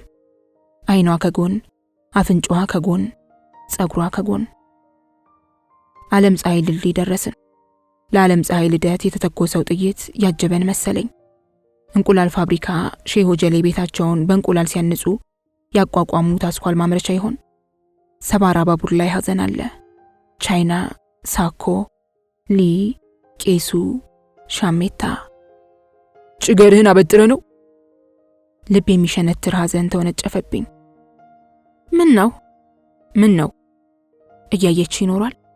ፊቷ ወደኔ ያልዞረ። ዝም አልክ? ደስ ያለህ አትመስልም። እዚህ እንዳልደረስን ቁጠራውና ለምነኝ ልትለኝ ይሆን? ሴቶች እያዩህ ነው አለችኝ። ወንዶች እያዩሽ ነው አልኳት። ተሳሳቅን። እጄ ትከሻዋ ላይ አረፈ። እግሮቼ ቀስ በቀስ መሬት እየለቀቁ መንሳፈፍ የጀመሩ መሰለኝ። አይደለም፣ ልቤ ነው ክንፍ ያወጣው። ልቤ ክንፎቹን አመጣጥኖ ለመዘርጋት ከግራ ጡቴ ወደ ደረት አካፋዬ ጠጋ ሳይል አልቀረም። መርካቶ ግርግርና ጫጫታ መካከል እንኳን ወንዶቹ ሲፈንን ደግሞ ሳያዩ አይሄዱም። ዞሮ ሲፈንን የተመለከተ እርሱ አመነዘረ የሚል መፈክር ጽፌ ያለ መምጣት የቆጨኝ። ሱቁን አገኘ ነው። የሻምበል ወንድም 100 አለቃ መባል ይኖርበት እንደሆነ እያሰብ ደብዳቤውን ለዮሴፍ ሰጠሁት። ብስል ቀይ ነው። ምናልባት ሻምበሉም ችግር ሳያጠላበት በፊት እንደ ወንድሙ ብስል ቀይ ነበር ይመስለኛል። ደብዳቤውን አይኖቹ እየተንቆራጠጡ አንብቦ ሲጨርስ ሂዱ እዚያ መኪና ውስጥ ግቡ አለን። መኪናው የአትክልት ተራ ሳይሆን አይቀርም። ባዶውንም ሆኖ ተንጋዷል። ሳይጭን ከተንጋደደ ሲሸከም የሚቃና መሆን አለበት። ተጣበን ከሹፌሩ ጎን ተቀመጥን። 1-3 ካርቶን እንደታሸገ ተጭኖ ዮሴፍን ስንጠብቅ ሌላ ሽማግሌ መሪውን ጨበጠው። ዮሴፍ ከሱቅ ሳይወጣ ሂዱ አለ። የሻምበል ወንድምነቱን ጥሩ በሚል ያረጋግጣል በሚል ጠበቅኩ። የለም። መኪናውን እየመራን ጡረታ ድልድይ ገባን። ሾፌሩ እንደ ማርሹ፣ እንደ መሪው፣ እንደ ፍሪሲዮኑ የመኪናው አንድ አካል ይመስላሉ። ወደ ግራ ይጠመዘዛሉ። ወደ ቀኝ ይጠመዘዛሉ። ሾፌር ሳይሆን መኪናው እየታዘዘ አደረሰን ማለት ይቀላል። ከመሪው ጋር የተያያዘ 2 ብረት፣ አንዳንድ ያንዱ ብረት እየተላቀቀ ማርሹ ላይ ያርፋል። ከነዳጅ መስጫውና ከፍሬኑ ጋር የተያያዘው ሌላ 2 ብረት፣ እንዲሁ አንዱ ከነዳጅ መስጫው ላይ እየተላቀቀ ፍሪሲዮኑ ላይ ይጣበቃል። ሾፌር ማለት 4 ብረት ማለት ነው እንዴ? ምን አይነት በድን ሾፌር! አንዱን ካርቶን እናቴ ጉልት ላይ ያስቀምጠን አንዳንድ ያዝን። እኔ ክፍል ስናስገባ ቹቹ አልጋው ላይ እንደተንጋለለ አይኑ ፈጦ አየሁት። እኔ እንድፈጥን እሱ ዘገየ። እኔ አሳልጬ እንዳስብ እሱ ላይ ቃላት እየተደጋገሙ ናዳ ሆነው ወረዱበት። እኔ ቀጥ እንድል እሱ እንዲያቀረቅር ተፈረደበት። ዛሬ ደግሞ እኔ ነፃ ሆኜ ወዳሻኝ እንድሄድ አልጋ ላይ ታስሮ ጠበቀኝ። ከዚህ በላይ ስቅላት፣ ከዚህ በላይ ስለኔ መቸንከር፣ ከዚህ በላይ ራስን አሳልፎ መስጠት አለ? እድፍ እንባ ውስጥ የተጠራቅሞ እየተብላላ መተንፈሻ አጣሁ። መሬት የተነጠፈው ፍራሽ ላይ ዝርፍጥ አልኩ። አሳንሰር ቤቴ ወደ ላይ የመምጠቅ ልምዷን ትታ ወደ መቀመቅ ወረደች መሰለኝ። የመሬት መሬት፣ የመሬት መሬት፣ የመሬት መሬት፣ መሬት መሬት። ምን ሆንክ? አጠገቤ ተቀመጠች። ምን ሆንኩ ይባላል? ዝም ታለህ? ደከመህ? አመመህ? ራስን ችሎ መድከምና የራስን በሽታ መታመም ጸጋ መሆኑን ማን በነገራት? ዝም። ቡና ላፍላልህና ከቻልሽ ቹቹን አስወጩ። ካልጋው ላይ እጁን ይዛ ስታስነሳው ወገቡ ላይ ማጠፊያ የገባበት ቆልማማ ዱላ መሰለ። ቀስ እያለ የጥፋቱ ዲግሪ እየቀነሰ ከ180 ወርዶ 90 ዲግሪ ገባ። እግሩን ከጉልበቱ ስባ ወደ መሬት አወረደችው። ጫማውን ራሱ አደረገችለት። ስለ ቸኮለች ለማፋጠን እንጂ እነዚህን ሁሉ ራሱ ያከናውናቸው ነበር። ሲፈን እኔን እያገለገለችኝ ሆኖ ተሰማኝ። እኔን መካደም፣ ቡና ማፍላት ሳይሆን ቹቹን ማገልገል እንደሆነ ማን በነገራት? ዝም። ቀኝ እጁን በግራ እጇ ይዛ ሲሄዱ ሙሽሮች መሰሉኝ። በቀኝ እጇ ዳሳ ወንበሩን አንስታ ወጣች።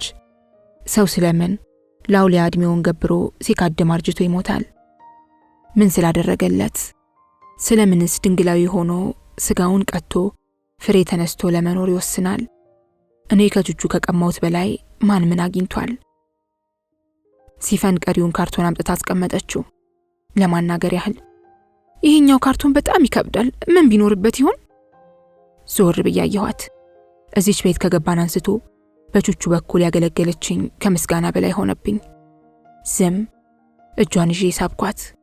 እላይ ላይ የመውደቅ ያህል ዞር አድርጌ አፏ ላይ ሳምኳት። መሳም እንደምን ምስጋና እንደሚሆን አልገባኝም። ደግሞ ሲፈንን መሳም መጥቀም ነው መጠቀም? ለኔ እንዳደረገችው ይቆጠራል ወይስ ለሷ እንዳደረኩት? አመሰግናለሁ አልኳት። ለምኑ? ሚዛን የሳተ መለጠፏን ከኔ ላይ ያነሳች አጠገቤ ቁጭ። ቹቹን በፍጥነት እጇን አፌ ላይ ተረቀመችው። ሳስለቅቃት አፌን ወደ አንገቷ ውስጥ ከታ ዳግም እንዳልናገር ተከላከለችኝ። አንገቷን አፌ ውስጥ አስገብቼ ሳምኩት። እየዘገነናት ቀናለች። እጇን ጎትቼ ሳምኩት። ቅድም በሱ ነው የከፋህ? አይኖቿ እንደ ታቦት ጥላ በጥልፍ የተሞሉ ሆነው ታዩኝ። አይኔም ባቆረ። መልሳ አንገቷ ውስጥ ከተተችኝ። ታለህ ስትናገር የሆነ እርግብግቢት ግንባሬ ላይ አረፈ። በቹቹ ትቆጫለህ? ማለቴ ትጸጸታለህ? ማለቴ በጣም። አንተ ምን አደረክ?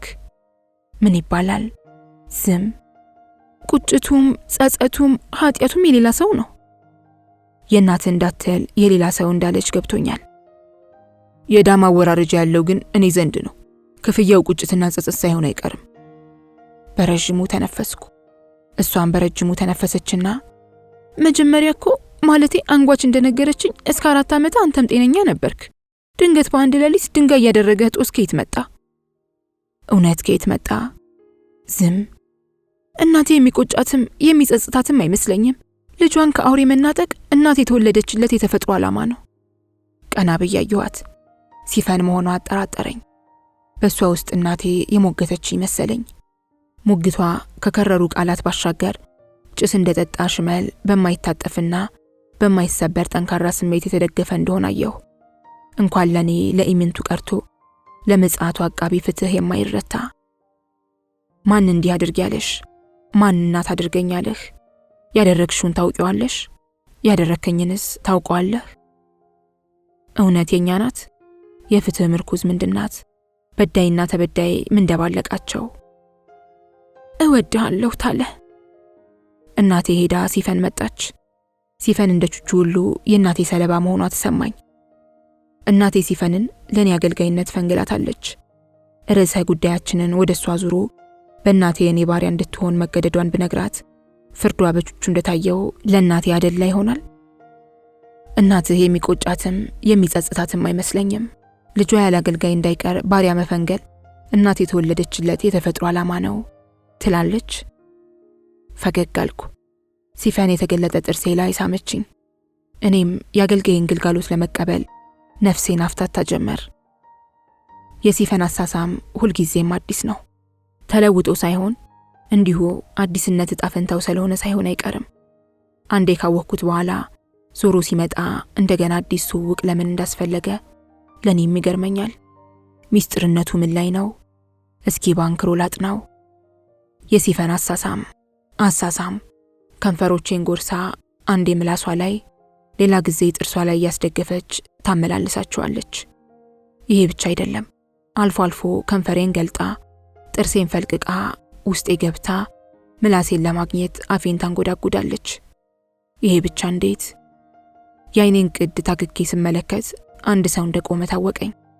እንደ አባቴ ከሙታን ተነጥዬ ተነሳሁ። አባቴን በእንዲህ ያለ ጉዳይ ላይ ያየው ይሆን ሞተ ብሎ ያረዳን? አባቴ ይሆን እንዴ? ምንጭቅ ሻምበል ነበር። ሲፈን ከኔ ጀርባ ፊቷን ሸሸገች። እኔ መሸሸጊያ ሆኜ የምሸሸግበት አጣሁ። ሻምበሉ እንደ ወንድሙ ልጅ በፍቅር የሚመለከተው ካርቶኖቹን ነው። ቁጥጥ ብሎ በመስገብገብ ፈታቸው። በስርቆሽ አየሁ። ሲፈንን የከበዳት ካርቶን በመጽሐፍ የተሞላ ነው። ሁለተኛው በስቴንስል የተባዙ ወረቀቶችና ደብተሮች፣ ማስታወሻዎች ናቸው። ሶስተኛውን ካርቶን ከፍቶ 1000 ብር አወጣ። ደነገጥኩ። መጽሐፎቹም ወረቀት፣ ብሩም ወረቀት። አንዱን ደንጋጭ ሌላውን አስደንጋጭ የሚያደርገው የወረቀቱ ጣፈንታ ነው። ሻምበል ብሩን ወደ ሌላ ካርቶን አስተላልፎ ጣል አድርጎ ውስጡ ያሉትን ዕቃዎች ይፈታትሽ ጀመር። ካሜራ አውጥቶ እንደ ስጋ ዘመዱ በናፍቆት አየው። ቃታውን ባውራጣቱ ገፍቶ ካሜራውን ወደኛ በማዞር ቀጭ አደረገ። ሲፈን ጎሪዋ ውስጥ እንዳለች ምንድነው አለች። ምን ይባላል? ዝም። ሻምበል ካሜራውን አስቀምጦ ፎቶዎች አወጣ። አንዳንዱን እየነጠለ ተመለከተ። ትዝታ ፊቱ ላይ ያንዣብባል። ትዝ በሚል ድምፅ የሻምበልን ሁኔታ አጀብኩት። በሱም ህይወት ውስጥ አመላግጣ የምታስመውና የምታስለምነው ሴት ትኖራለች። ለዚህ ህይወት መጋለጥ ሳይሆን ከሲፈን አይነቷ ሴት ማምለጥ የሚከብድ ሳይሆን አይቀርም። ሻምበል ፎቶዎቹን አስቀምጦ አንድ የታሸገ ሸሚዝ፣ አንድ ጂንስ ሱሪና ክፍት ሹራብ በተራ በተራ ወጣ። እየመረመረ ካስቀመጠ በኋላ እጁን ሰዶ ጥንድ ጫማዎች አነሳ። እነዚህን ሁሉ ይዘን መምጣታችን ትንግርት ሆነብኝ። ጥሩ ጥሩ፣ ሆቴል የት ይገኛል ሻወር ያለበት ሲል ጠየቀ። ጫማዎቹ ላይ አይኖቹን እንደተከለ ሩፋኤልን አውቃለሁ ብሎ ለሩፋኤሎች ሲያስረዳን ነበር። ማስተምስ ሆቴል አለች ሲፈን። አካሏን ሸሽጋ ቀልቧን እንዳጋለጠች ኖራል። የት አካባቢ ነው? ጥሩ። ብር ወንዝ። አሁንም እሷ መለሰች። ድምጿ በጀርባዬ ገብቶ በደረቴ የሚወጣ መሰለኝ። ጥሩ። ብር ወንዝ የት ነው? ቀና ብሎ አየኝ። ሰውየው የሴትና የወንድ ድምፅ አይለይም እንዴ? ተወው። ጭራሽ ተወው፣ ሰው ጠይቃለሁ። ማስተምስ ሆቴል አልከኝ? ሲፈን ከት ብላ ስትስቅ የድምፅ ሩምታ ጀርባዬን ቀዶ በወዴ በኩል ሻምበሉ ላይ አረፈ። ሻምበሉ ምንም ሳይመስለው ልብሶቹንና ጫማውን ታቅፎ ወጣ። ከአባቴ ጠረን ለመገላገል ሳይቸኩል አልቀረም። ሲፈንን ካደፈጠችበት ላወጣ ስል ተመልሶ መጥቶ ሁለተኛው ካርቶን ውስጥ እንደ ቀልድ የወረወረውን ብር ይዞ ሄደ። የቹቹ ማልጎምጎም ተከተለው። ደሞ ሁለተኛ ደሞ እዚች እንዳትደርስ ደሞ። ሲፈን ትንፋሿን ውጣ እንደተደበቀች ሁሉ በረዥሙ ለቃው ወይ ቅሌቴ ወይ ቅሌቴ አለች። በሚያሳፍር አይን አየኋት። አንተ ነህ ደሞ ብላ የዱላ ልፍ ያገጠመችኝ። አዋረድከኝ እየተከላከልኩ ማን ነበር የጀመረው ስላሰብኩ ጠፋኝ። ባይሆን ያሁኑን ጀማሪ ለማስታወስ መሞከር ነው እንጂ የቅድሙስ። ሳምኳት፣ ተከላከለች በግድ ስደግማት።